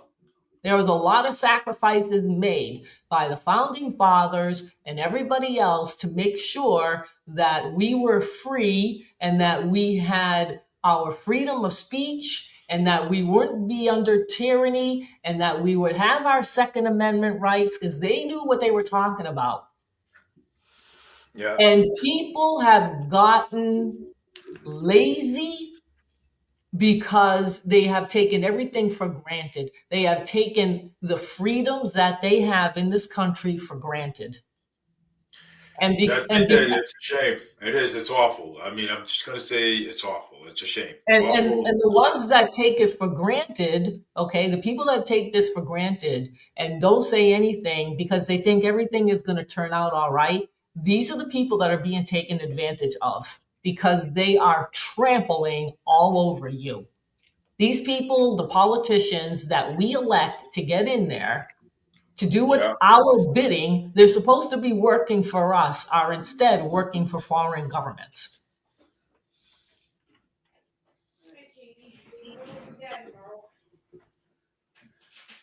And there should be outrage in this country with what these politicians are doing to us. Yeah. And yet there's nothing. And yet there's nothing.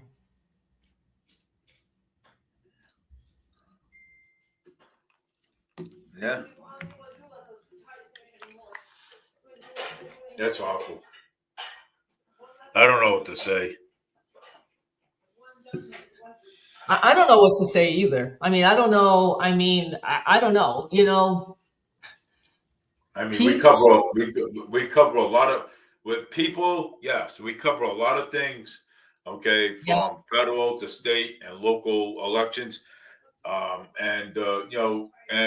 but it's always something new. There's always something new coming up, and then when we get a hold of it, then we have to talk about it. Well, but Dave, the thing is what I'm trying to say is I know what that you're saying.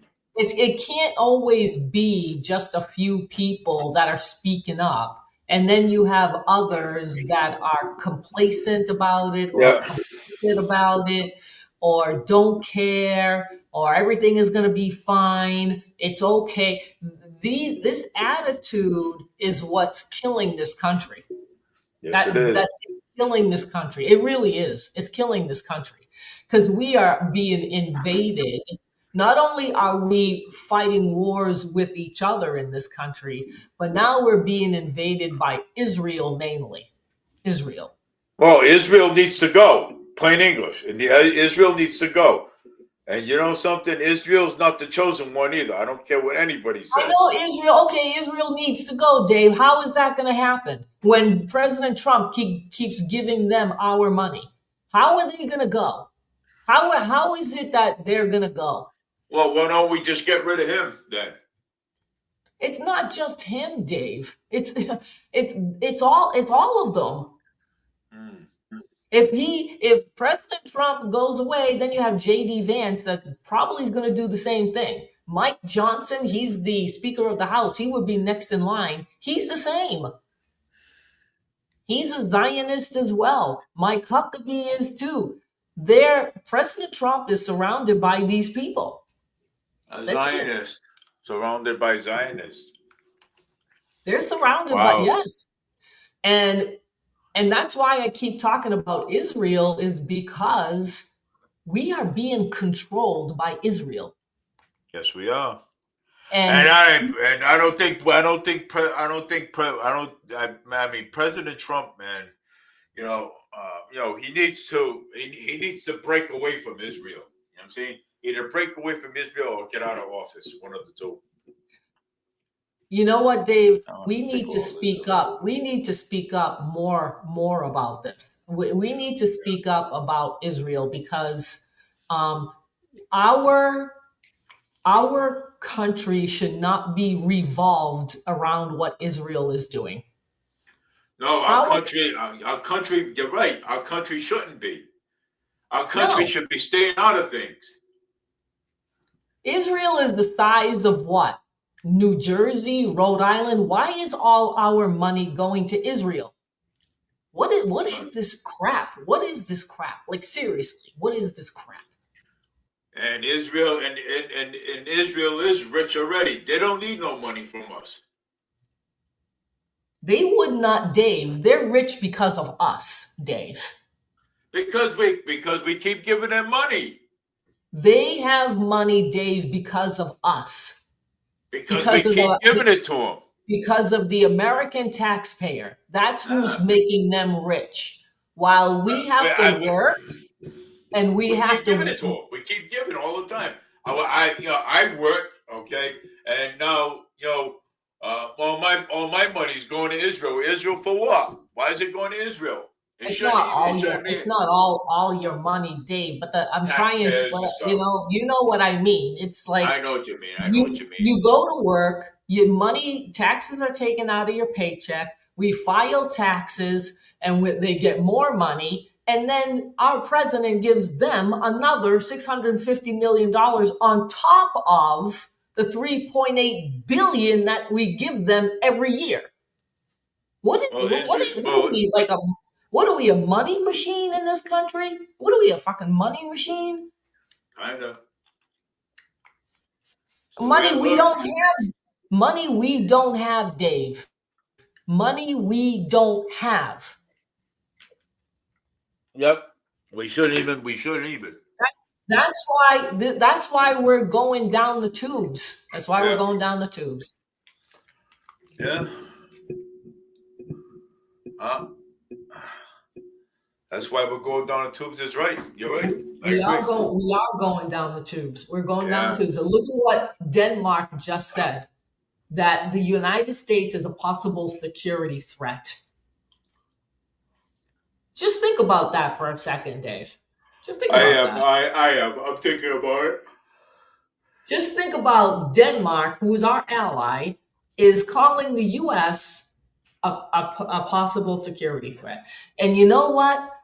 I've said it before. I hope more countries in Europe do the same thing, because this president and this administration and everybody else in the future, the Democrats as well that are in Congress and the Senate, they need to have a message sent. If it's not going to be the people of the United States that is going to send a message to this administration, including the Democrats, knowing that this isn't the right thing to do, it's going to come from other countries, Dave. It's going to come from other countries. Okay, that's what. And I hope, you know what else I hope happens from other countries, Dave? I hope they start sanctioning us as well. I hope they start doing it to us. Like, you know how they won't participate in competitions with whatever, like the Eurovision and all that. I hope they start doing it to this country as well. I hope so too. I hope they start. You know what? If the United States is in this competition, I'm out. I'm out. Because that, you know what? People will pay attention to that. People will pay, in this country, people will pay attention to foreigners doing that to us. They'll pay attention. Yeah. Watch. It's going to get to that point. It will, because the people in this country don't take responsibility for what is happening here. So you know what? It's going to have to come from someplace else, because we're not doing it. Because the people in this country are not doing it. They're not. So it's going to come from Denmark. Already started. It takes, Dave. It only takes one to start. It only takes one to start. It takes one to start, and Denmark has started. We are considered a security threat, according to Denmark. Well, that's crazy. Dave, we're seen as the president right now is seen as a war president. That's what he's not a peace president. I don't know what he's doing here. It's bizarre. He calls himself a peace president, but he gives money to the Ukraine, he gives money to Israel for the wars, and now Venezuela. This is not a peace president. This is not about peace. Well, this is not about America first either. Guess what? Denmark is like, oh my God, they give money to Israel. They give money to the Ukraine. Now they're starting with Venezuela. Are they going to go after Greenland too?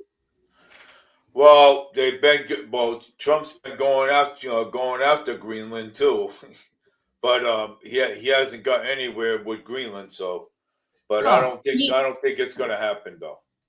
No, this is not. No, this is what it is, Dave. He Well, said Greenland, he wanted Greenland for whatever reason. Okay, and then it wasn't talked about for a very long time.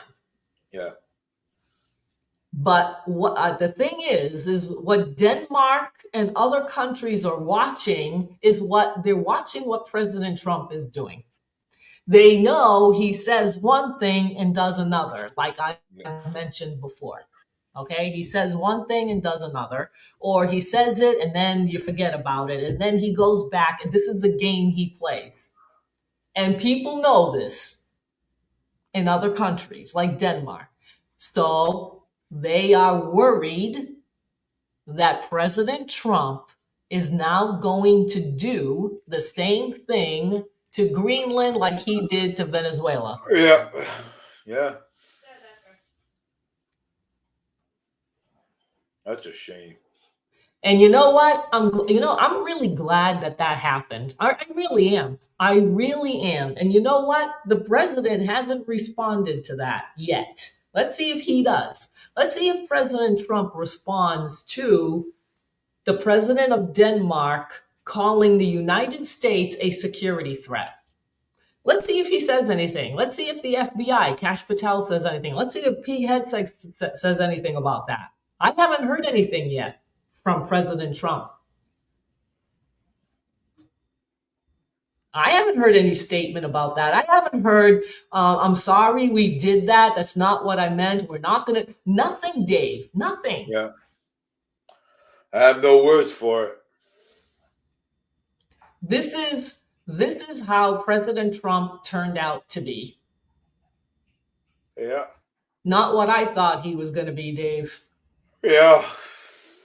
It's not what I voted for, Dave. This is not what I voted for. This is not what I voted for either. No, not at all. Not at all. And then, then for him to go after Thomas Massey, Marjorie Taylor Greene, like a child. Well, you don't do what I do, so you know what? You don't take APAC money either, so you know what? I'm going to force you out. I'm going to get my big name donor, Miriam Adelson, who's behind all this anyway. Her money is behind people that don't support Israel. That's what's going on. That's why they want to get rid of Thomas Massey. And they managed to retire Marjorie Taylor Greene. Because why Marjorie Taylor Greene don't support Israel?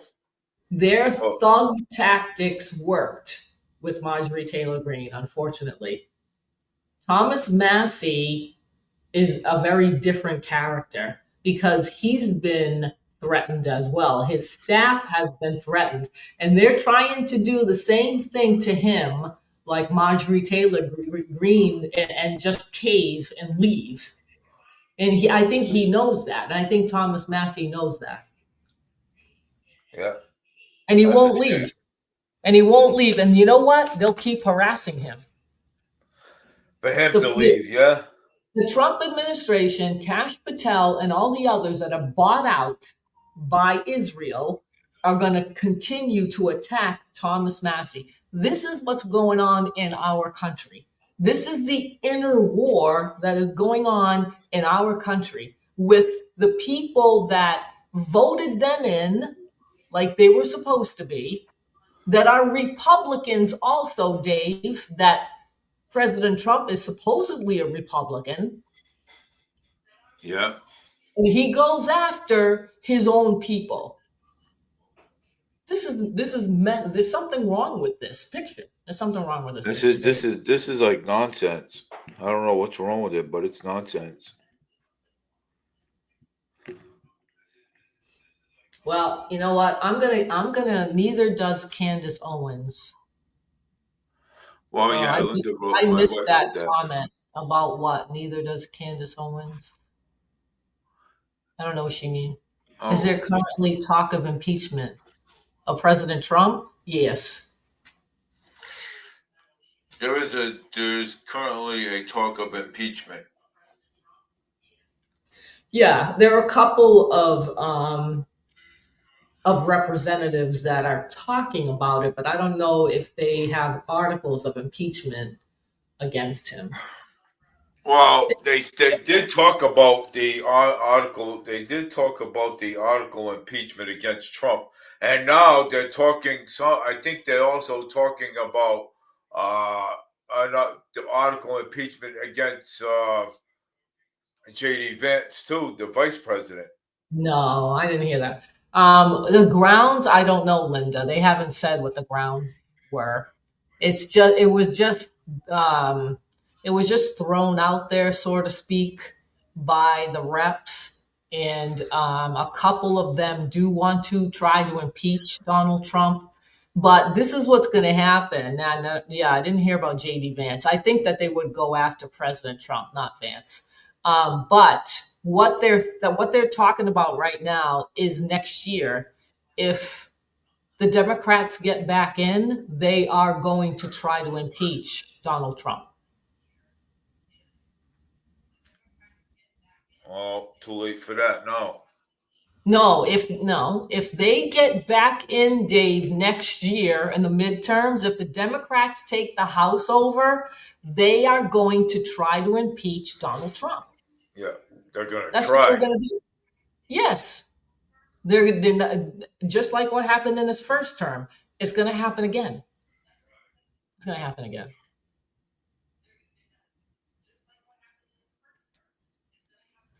I doubt it though, because I don't know. Because ain't it his last term or something? Yeah, Trump's because last term. Yeah, I doubt it. They're gonna waste their time doing that. Look, the Democrats are just as bad or worse than the Republicans. They're going to get nothing done. Okay, this is all big talk like they always do, and get nothing done. The Democrats ain't gonna get nothing done. If they were gonna get something done, they would have got it done a long time ago. The Democrats are all full of hot air. You know what I'm saying? They're worse than some of the Republicans. The House files the articles, Senate conducts a hearing and must convict by 2/3.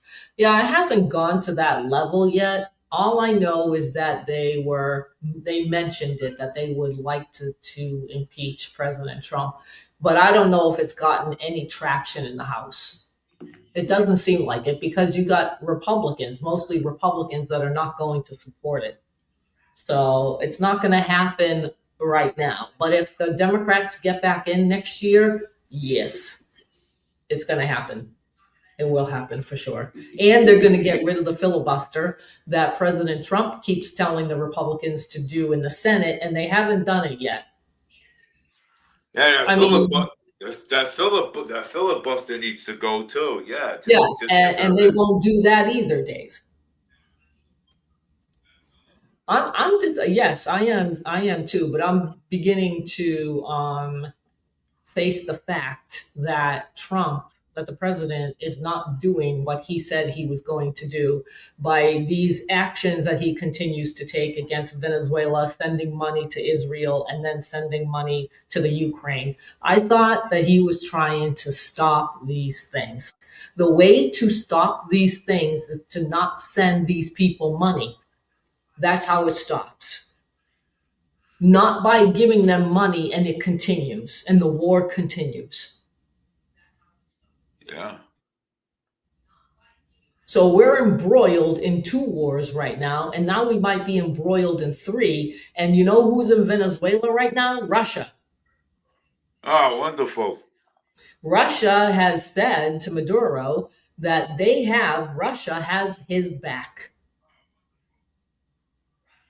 So Russia has Maduro's back. Yeah, that's what Putin said to Maduro. So in other words, if we're going to start something with Maduro and Venezuela, Russia might get involved. And here we go, Dave. Yeah. Are we going to have World War III now? Let me tell you, if we have World War III, I'm going to tell you something right now. The United States is going to wipe out Russia quick, okay? Because I'm going to tell you, we have... They'll wipe out who? They're going to wipe out who? Well, if Russia starts any crap with us, okay? No, Dave, we're starting it. We're starting it. It's not them. We're doing it. We're doing it. No. If the U.S. This is what.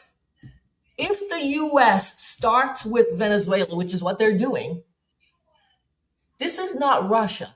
This is the United States that took the oil tanker. Our military did that. It wasn't Russia. Ours. We did it. And President Trump said that he's gonna put boots on the ground in Venezuela. When that happens, and if that happens, and if we start something, which it sounds like we're going to do, that's why Denmark said that we are a security threat, because we keep starting these wars. We keep invading these countries. We keep giving money to fund wars. Well, if that happens, Dave, if the military goes around in Venezuela, Russia, as far as I can tell, whether he's lying or not, I don't know. Putin said that it sounds like he's going to help him out. And let me tell you, this is not going to be easy. You think that the U.S. military is just going to be able to go boom, bing, bang, and it's over? No. Don't think like that. Don't think that they don't have the resources and the power in the military to do what we do. Okay? Because they do. They do.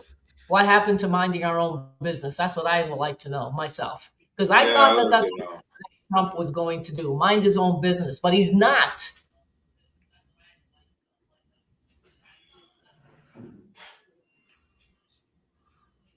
And this is what people are talking about in social media. I don't know if they're talking about it in the mainstream media, but in social media, they are talking about this. But that is true, yeah. What happened about minding their own business? You know what I'm saying? But we don't. We stick our nose in things where we shouldn't even.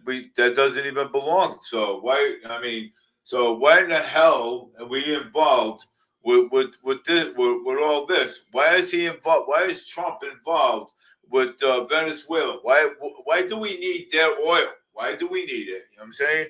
When Donald Trump said, okay, that we were supposed to dig our own, not go after anybody else that has oil. That's what I thought he was going to do. We were supposed to dig the oil. We were supposed to drill. The words out of his mouth was "drill, baby, drill." And and that's what we were supposed to do. But why ain't we drilling our own on our own oil? Why are we going after Venezuela for their oil? Why are we sending helicopters to go hijack the boats, the boats that does have the oil on it? So why are we doing that? Okay, this is supposed to be America first. Now you just pissed me the hell off.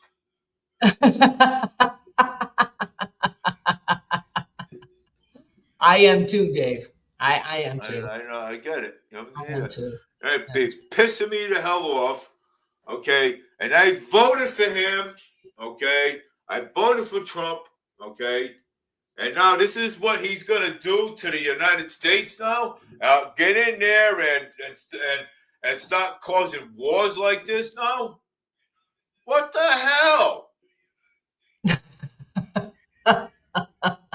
I know. And you know what? I know. And hopefully more people in this country will start to speak up and wonder what the hell is going on here. And, man. Venezuela, Venezuela, no. I mean, you're going after Venezuela, then you got Russia in there, then you got, and then you got Israel. We're giving money to Israel. We shouldn't be giving money to these people. What happened? Okay, what happened when he said, "Oh, we're not going to be. I'm going to get you out of wars. If you're going to get us out of wars, but why are you there causing these stupid wars. What the hell is wrong with you, Mr. Trump? He's not causing it, but he's helping it. I mean, He's I know helping he's not it causing it, but I mean, he's helping it. with our money. He's helping it. That's Israel. Israel needs to go. Israel needs to be doing things on their own and doing things on their own. Not only does we need to divorce ourselves from Israel, but President Trump, I don't know who the heck he has around him that is advising him. That's a problem. That's another problem. I mean, if he's got people giving him bad advice, I mean, those are the people that need to go.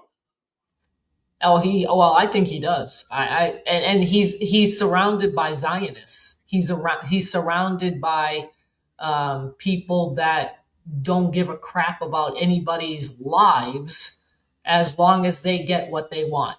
How much of a death grip do we have on our president? What are they holding over our heads? Yeah. I don't think they're holding anything over our heads. We owe a lot of money to China. No, it's got nothing to do with it. No. It's not that. It's we're the ones that are being stupid. That's my perspective on this. We're the ones that are letting them do what they are doing. We can't say no, okay? President Trump and the others before him can't say no. We're not going to give you any more money. He can't do that. He can't do it. Yeah. Now, I don't know if the Epstein files have anything to do with this. I'll bet you any money that the Epstein files has something to do with this. Because they might be saying, Netanyahu might be saying that, hey, I got all these tapes on you. I know all this and I know all that. If you don't give us any money, we're going to expose it. I don't know. I don't know if they're being bribed, but I don't think so. Remember when daughter Ivanka and the son-in-law Jared was advising him during his first term? How did that turn out?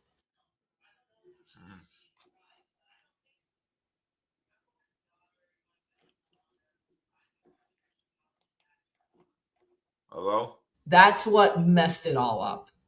Yeah. This term I don't like. I don't like what he's doing right now. I like him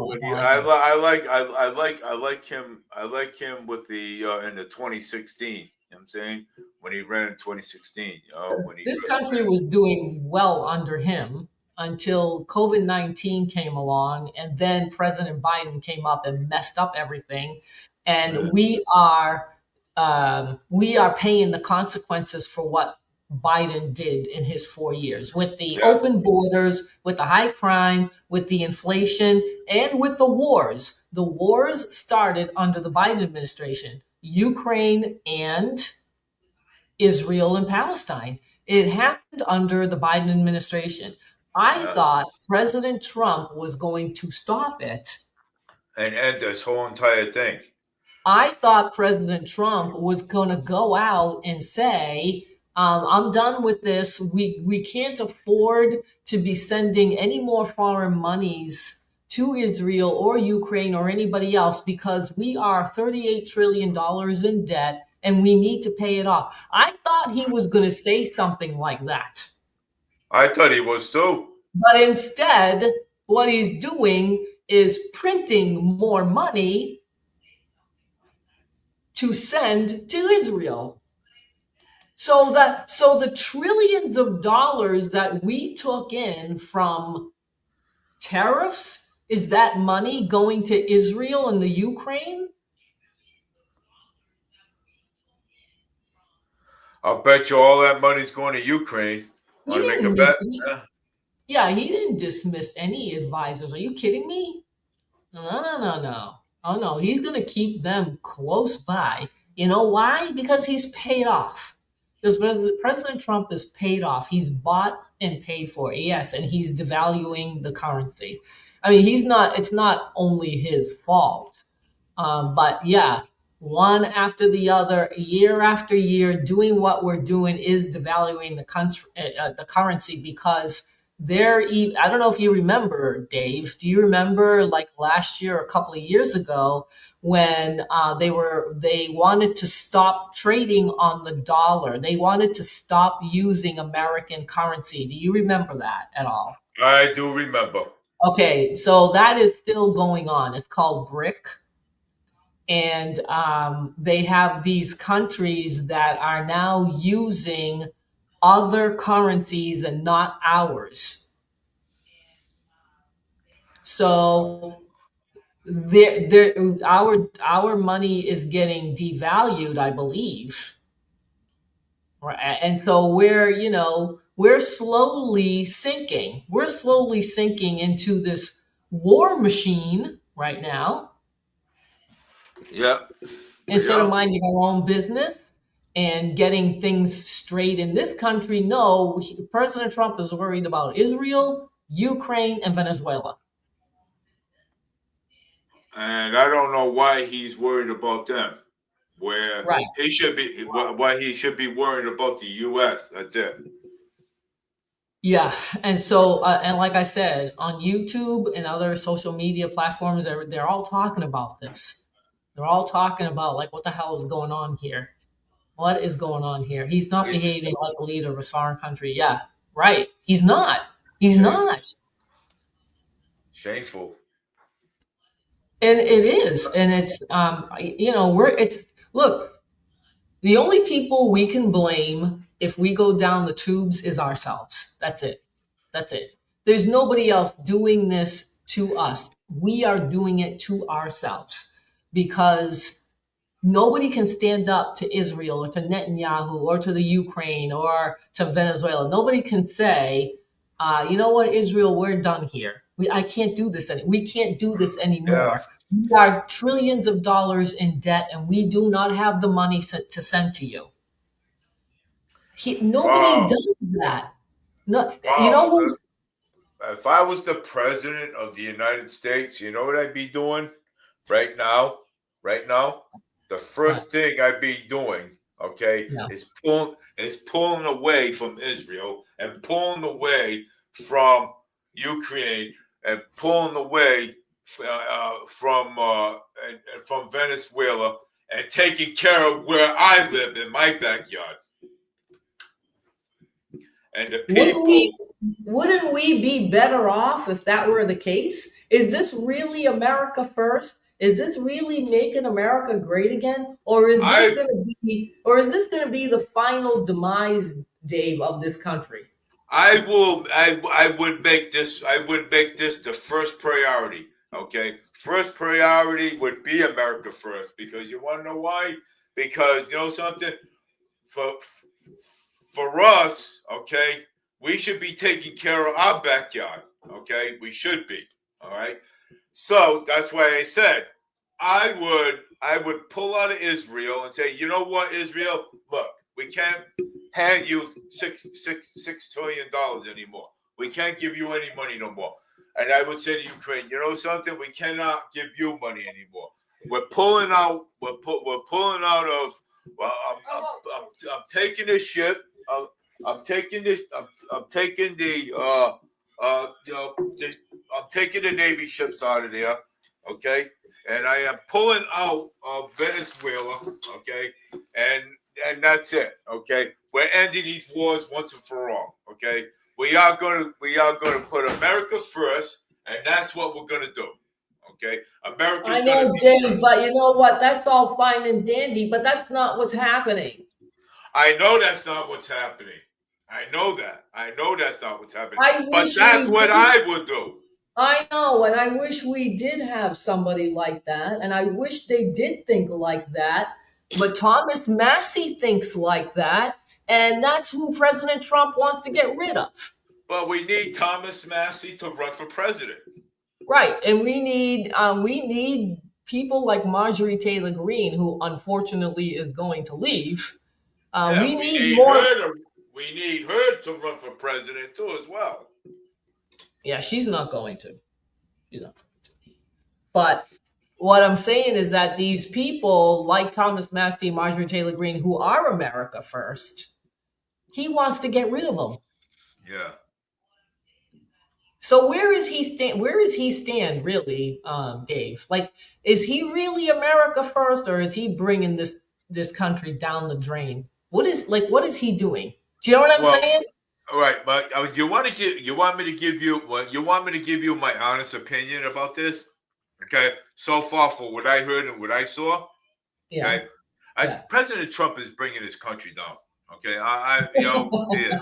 No, he is, and you know what? And I'll be the first Republican to say it. Yeah, and he keeps the thing with President Trump is like, I am really, when he talks, so maybe Massey needs to run. Yes, he does. He absolutely needs to run. He does. He does. We have to get behind Thomas Massey, and we have to push. We have to let President Trump know that we don't want J.D. Vance, and we don't like the establishment that he has around him right now. We want Thomas Massey, who does not take foreign money, who does not take money from Israel. That's who we want. Well, we need to have we do need Thomas Massey to run for president, okay? Because he doesn't take APAC money. He doesn't, and he never did, Dave. He never has taken money from APAC. This is the kind of person that we need. Somebody who has been in Congress now for a little while and never took money from APAC. Is Thomas Massey a Republican? Yes, he's a Republican. Good. Well, we need to get Thomas Massey in here. We do. So, Thomas Massey needs to run. Yes, we need to absolutely push Thomas Massey in the forefront. And we the people, have to get behind him and ask him if he would be willing to run for the presidency. Would he take the challenge? I bet you he would. Well, if he takes the challenge, I'll be willing to back him. I would too. After what President Trump is doing right now, are you kidding me? That's the only person right now that would be a decent leader for this country. He's the only one. Thomas Massey is the only one. Maybe Rand Paul. And you know what the funny thing is about those two is they come from Kentucky. Those two come from Kentucky. And Rand Paul and Thomas Massey come from Kentucky. And Thomas Massey has his own cattle ranch, Dave. I bet you anything beef prices would go down. Yeah, I'll bet you if he became president, he would stop the exporting or importing of of Argentinian beef. Yeah, that's it. Right, that's good. That's good. I like that. Rand Paul for VP, yes. Rand Paul for VP, yeah. Thomas Massey, This is what needs to happen. We have this is who we need. These are the people that we need, and that's the message that we need to send. If they don't understand what America wants, then we're the ones that are going to have to say, you know what, the hell with you, and we're going to go pick somebody else. We're not going to pick J.D. Vance. We're not going to pick Marco Rubio. We're not going to pick anybody out of your Zionist group. We want America First candidates. That's it. Period. And we want Thomas Massey to be the next president of the United States. Thomas Massey, yep, because he's the only guy that never took APAC money. He's the only guy that never took lobbyist money. So, and Grant Paul, yes, we can have him as the. Well, I don't know if he's never taken any lobby money, Dave, but he has not taken APAC money. He has not taken any Israel pro-Israeli lobby group money. He has never done it, and neither has Marjorie Taylor Greene. So we need Marjorie Taylor Greene to run for president. We need Massey to run for president. We need Graham Paul to be the vice president. No, Dave, we only want one candidate for president, not two. We want one. And it's going to be Thomas Massey. Marjorie Taylor Greene is not going to run anymore. She's almost done with her political career. Yeah, because of Donald Trump. Yes, that's right. It's because of him. Yeah, exactly, Linda. Exactly. It's time. It is. It's as good as the earlier we start, the better. And these social media influencers like Nick Fuentes, who says the same thing, that he's America first.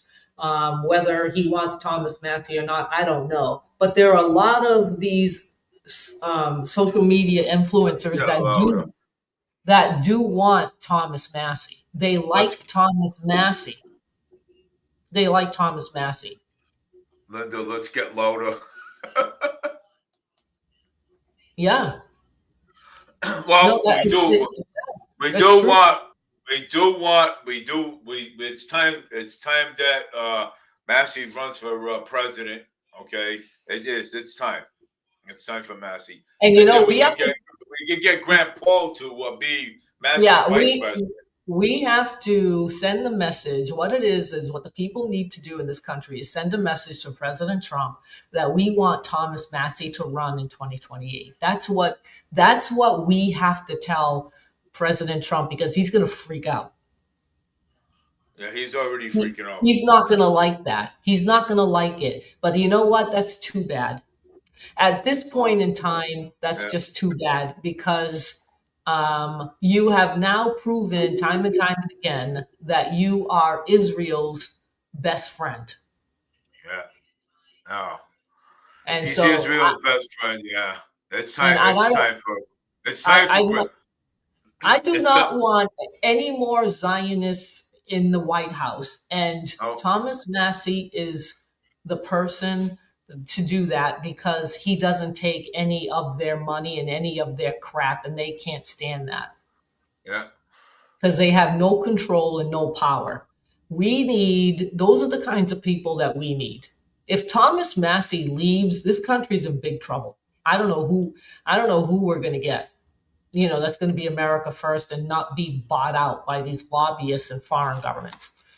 You know what I mean? So, yeah. He's also, like I said, a cattle rancher. And I'm sure that if he became president, that the beef prices, everything would change. Everything would change. I think under Thomas Massey, things would become affordable again. And we might be able to pay down our debt. Yeah. Who, President Trump needs to be jolted out of his complacency? Yep. Soon. Don't count on it. Don't count on it. Don't count on it. Don't count on it. We have to send a better message and a stronger message to President Trump that we're not going to tolerate any more money being sent for wars. Yeah, we don't need no more. Okay, so we are going to send a big, huge message out there right now. Okay. Yep. Thomas Massey needs to run for president of the United States. Thomas Massey for president of the United States. Okay, that's what we need in 2028. Okay? And 2028. In the meantime, while we still have President Trump, the message for President Trump is stop sending money to these countries that are involved in wars, especially one of them that is committing genocide. I do not want to be a part of that. I do not want to be a part of that. I don't want my money going to a genocidal maniac like Netanyahu. I don't want it. Nobody does. Anybody in their right mind does not want it. I don't want it either. I really don't either. I think I've given up on President Trump. I'm pretty close to have. I've given him the benefit of the doubt. I've given him second chances. I've given him third chances. I've given him fourth chances, and I'm done. I think I'm just done with this. He's not going to change. He's not going to be what we thought he was going to be. It's not going to happen. He's not going to change. Unless he changes. He's not going to change. Unless you know, I don't know, something, I don't know, like maybe something can happen to make him change his mind. I don't know, but right now I just don't see it. Well, I just we don't have see to. it. We also have to pray that God. We all have to say that God's in control, and and God and the Lord can only change His mind. You know what I'm saying? So God's in control of that. No, I don't know about that. I don't know why God would allow what is going on in Palestine. Like why? It's Well, not. It's can I nothing to can do I with can God. I can I say something about that? Because I always usually talk about that. You know why the Lord why God don't get involved, the Lord don't get involved, the Lord Jesus Christ. Know why He doesn't get involved? Because because it's our mess. Okay, we're the ones we made this mess. He didn't make this mess, we did. Okay, and you know something, and he's like telling us like. I know, but Why? you just said God is the one that's going to change his mind. How? But well, we have to pray for it. You know what I'm saying? So that's the only thing. I mean, we have to pray for it. I mean, that's all. Yeah, we have to pray for it. Hope that hope he can change. Hope he can change his mind. But and then you said that well, why God help it out? You know what I'm saying? So I said, well, No, God. I said, why would God be involved in letting this happen? Because you said God was in control. And then I said, why would God let something like this happen? That's what I said. Yeah. Well. Okay. So Because this is not God's mess, Dave. it's This is not his not, mess. This this is is our not, mess. That's what I'm trying to tell you. no, This is our it's mess. not our mess. It's not our mess. This What's is Trump's the mess? devil's mess, Dave. This is Netanyahu's Yeah. demon's mess. This Yeah. is what It was. demons do. Okay, this is what demons do. Yes, they And do. Yeah. God, I believe God wants his warriors here on earth to speak up and fight, because this is a spiritual warfare. This is spiritual warfare. Yes, it is. You're right. Yeah, I agree. That's right. It doesn't absolve us of our personal Yeah. responsibility. This is our responsibility. If we are God's people and we are his warriors, then we're the ones that have to speak up and Yeah. say something about it instead of being complacent and complicit about what is happening. This is why we're in the mess we are in. It's because we, God's people, they're his warriors, don't speak up. We need to fight. And that doesn't mean it has Yeah. to be a You bloody called fight. it. You called it. You called it. This Yeah, is you a called it. Yeah, spiritual fight. This is you called it. good versus evil. That's what it is. Yeah, that's all it It is. is. What is going on right now with these wars, it's evil. This is Yeah. the devil's doing. This is Satan's doing. This is the devil's work. You know what I'm saying? Yeah, this is. Okay? Because look at President Trump. He's got his pride, he's got his ego. If you don't listen to me, I'm gonna kick you out. This is all demonic. This Yeah. is demonic. Yeah. This is an evil spirit that has taken over President Trump, and maybe he was always this way. I don't know. But to me, it's really showing right now that this spirit that he has is ugly. It's Yeah. ugly. It's very ugly. And we have to call him out on it. Yes, we People have to. Yeah, we got to call them out. You're right. that people that are more God-fearing people, I don't think God likes this. We're the ones that have to say something, I believe. I believe we're the ones that have to fight this spiritual battle. It's a spiritual battle. That's what we're fighting here. Yeah. We're fighting a spiritual battle. And it's Yeah. not an easy fight. This is not easy. Nobody said that this was going to be easy. Yeah. And that's why I do what I do every day. Every day I come out, sometimes twice a day, and talk about these things. And Satan cannot force you to do anything that a spiritual of James state races of the devil, and he Resist will the devil, and he will flee. flee from you. That's what it says in the Bible. Yeah. Yeah, you're right. Well, Yeah, you know what? Yeah. Just like God cannot make you do what he wants you to do either. Okay. It's the same thing. yeah. Well, Yeah. God doesn't make us do evil stuff either. No, So well, no, God doesn't force us to do anything we don't want to do. If we have to do what God's will and He asks us to do what He wants us to do, He's not going to make us do it. We nope. have to do it on our own free will. We have to do it on our own free will. Okay, so That's right. yeah, this is a spiritual battle. This is Yeah. evil. What we are combating is evil. What is going on in the Middle East and with the Palestinians is downright evil.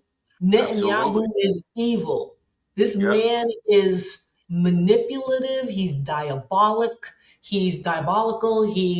He's horrible, and he's scary. People don't get this. When you think about what he is doing to the Palestinians right now, he Yeah. doesn't care who he Yeah. is, whose lives he's ending, children, babies, women. He doesn't care. No, He he doesn't don't. care.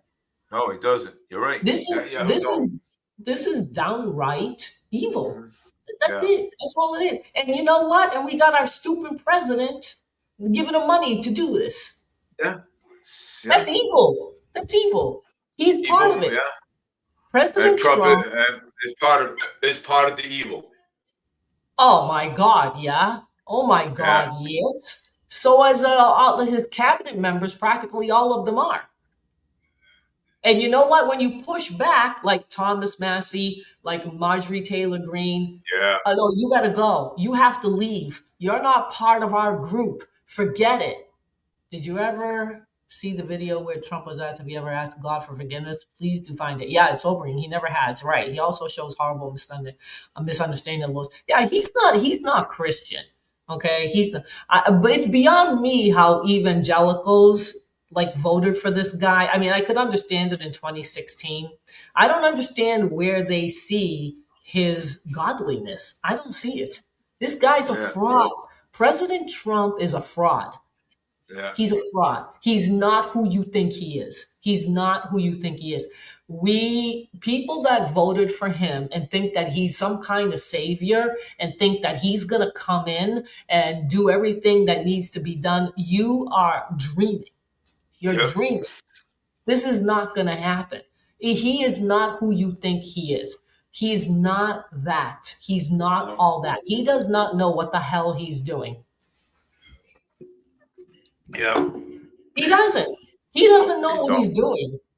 Okay? And that's why we're in the mess that we're in, Dave, because he's not minding his own business. No, he's not minding his own business. You're right. He's not. So we need Thomas Massey to run for president of the United States. So Thomas Massey, if you're out there, you're listening to this YouTube channel, Fall Media. Let me tell you something. Let me tell you something. I know this all goes over the world and stuff, but if you're out there, we need you to run for president of the United States. Please help us. All right, I'm following Thomas Massey on X. All right. Write him a note or something, and hoping that he sees it. I wish I could get my YouTube on X. Believe it or not, honestly, and at least I wish I could. Listen to what Thomas Massey said 3 hours ago. He just posted this. Put it up, Dave, and then you can go. Put it up. Then I can go. Yep. She's all holding me hostage here. Yep. All right, go ahead. All right. This is what he just put this 3 hours ago. The Foreign Intelligence Surveillance Act. Let me hear the video. If there's a video. Yeah, but let me explain what it is. First, let me explain what he's talking about, Dave, or else nobody's going to know, or you're not going to know it, and I'm not going to know what he's talking about. Let's see what he summarized. The Foreign Intelligence Surveillance Act has been used to unconstitutionally spy on American citizens. Today, in Judiciary GOP, we discussed ways to reform FISA, but I pointed out we must also reform or repeal other constitutionally flawed statutes and executive orders. That's President Trump, executive orders. All right, let's hear what he's got to say. Hold on. I gotta play it again. Warrant requirement. They could not. Gentlelady yields back, and we'll recognize the gentleman from Kentucky. Thank you, Mr. Chairman. Thanks for having the hearing on this. I've been working on this for over a decade with my colleague, Mrs. Zoe Lofgren, and I was ecstatic a decade ago when we got an amendment passed to require a warrant, but somehow that got stripped out, and it's kind of like Lucy and the football and Charlie Brown. We get so close, or we think we've won, and then it gets pulled away. And I'll talk a little bit about the elephant in the room. One of our colleagues here who used to be for FISA reform is now the Speaker of the House and cast the deciding vote against FISA reform last Congress. We don't want to talk about that too much, but I'm going to bring it up because when he was asked why did he change his position, he said he learned some stuff in a skiff. Well, the skiff is like the magic room where they go change your mind. The problem with his story is I spent 3 hours in the skiff with him. When we pressed the CIA director and the director of national intelligence and the head of the FBI, all of them were in the skiff. Give us one example where you couldn't have solved the crime or you couldn't have prevented some mass casualty event because of a warrant requirement. They could not give us a single example. The only person in that room who had a decent argument about anything was a FISA judge who said, you're going to need more skiffs somewhere if we're going to review these, we're going to have to review warrants. And so it became a cost issue, but I thought that was kind of lame. It's going to cost some money to follow the Constitution. Okay, what's it going to cost? One of the things that Zoe Lofgren reminded me of is there's all these sort of loopholes where we're afraid if we do get our FISA reform, the intelligence agencies are going to use these loopholes to spy on Americans. And the one I want to ask you all about today, well, there's actually 3 of them, but one of them is Executive Order 12333. And I see Ms. Goitein shaking her head, so I'll ask her, what should we be concerned about 12333 and what could we do about that executive order? Yeah, absolutely. Hem it in. Yeah, so let me explain a little bit. As a general matter, FISA applies when the government is collecting information inside the United States or from US companies. If the government is collecting information overseas, it usually is relying on a claim of inherent authority as governed by Executive Order 12333 and various other executive policies. And this is a critical distinction because there are almost no legislative protections or guardrails for Executive Order 12333, and there is no judicial oversight. Now, this distinction between collecting here and collecting there might have made sense in 1978 because, collection inside the US usually meant collecting on Americans, and collecting overseas usually meant collecting on foreigners overseas. As we all know, with the changes in technology, that has completely changed. Communications, other sensitive information is routed and stored all over the world. And in fact, the fact that foreigners' communications were being stored by US service providers in this country, and therefore the government would have needed to get a warrant for those before 702, is one of the reasons the government pushed to modernize FISA with 702. They just didn't address the other half of the problem, which is that Americans' communications are routed and stored overseas in ways that can, in some circumstances, remove them from the protections of FISA. For example, when the government collects information in bulk overseas, and it's inevitably pulling in Americans' communications. So Americans' communications are acquired incidentally. They are acquired as part of bulk collection under EO 12333, and the only safeguards in place are those that the executive branch has chosen to put in place. It will not shock you that those rules and procedures are much more lax. This isn't the answer I wanted. I wanted you to tell me we shouldn't be concerned about Executive Order 12333. Sorry, you called on the wrong witness. Another loophole that we've identified in the Weaponization Committee was the Financial Privacy Act of 1978. So Dave, Yep. our information that's stored in the computers is going overseas without any kinds of protection of the foreign governments knowing our information. That's what he's talking about. And this is President Trump, by the way. This is what he's doing. This is what he's doing. This is not America first, but do you see the difference between what President Trump is doing and what Thomas Massey is talking about? Do you see this big difference? Yeah, there's a big difference there. Yeah, There's a big difference. Thomas Massey's America first. Right. Do you see what he's talking about? How he's concerned about our information being stored in foreign governments or foreign governments or foreign communication centers. Yeah. We don't even know, like, this. There's no protection. That's what he's talking about. Okay. And then under here he says, still believe it's about the drugs. He's talking about Venezuela. Yeah.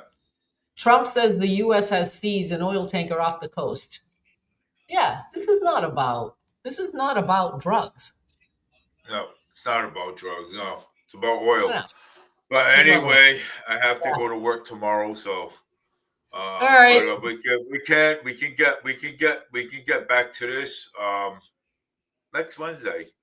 So we can get back. We'll talk next Wednesday, and we'll talk more about Thomas Massey and how we can get him or somebody to run. Somebody like him to run, because what's going on right now isn't working. It's just not working. No, it's just a farce right now. Yeah. It's Corruption. terrible. Yeah. Terrible. Yeah. All right. You have a good night. Good night, Linda. Or whoever else was listening. I don't know if anybody else was listening. It was just it was all Linda. So all Linda today. So it doesn't matter, but people listen to it. We'll listen to it. People will listen to it later on. Of course they will. Sure. Yep. All right. Well, good night. Talk to you later. Have a good one. Bye. You too. Bye. Bye. Bye. Yes. So we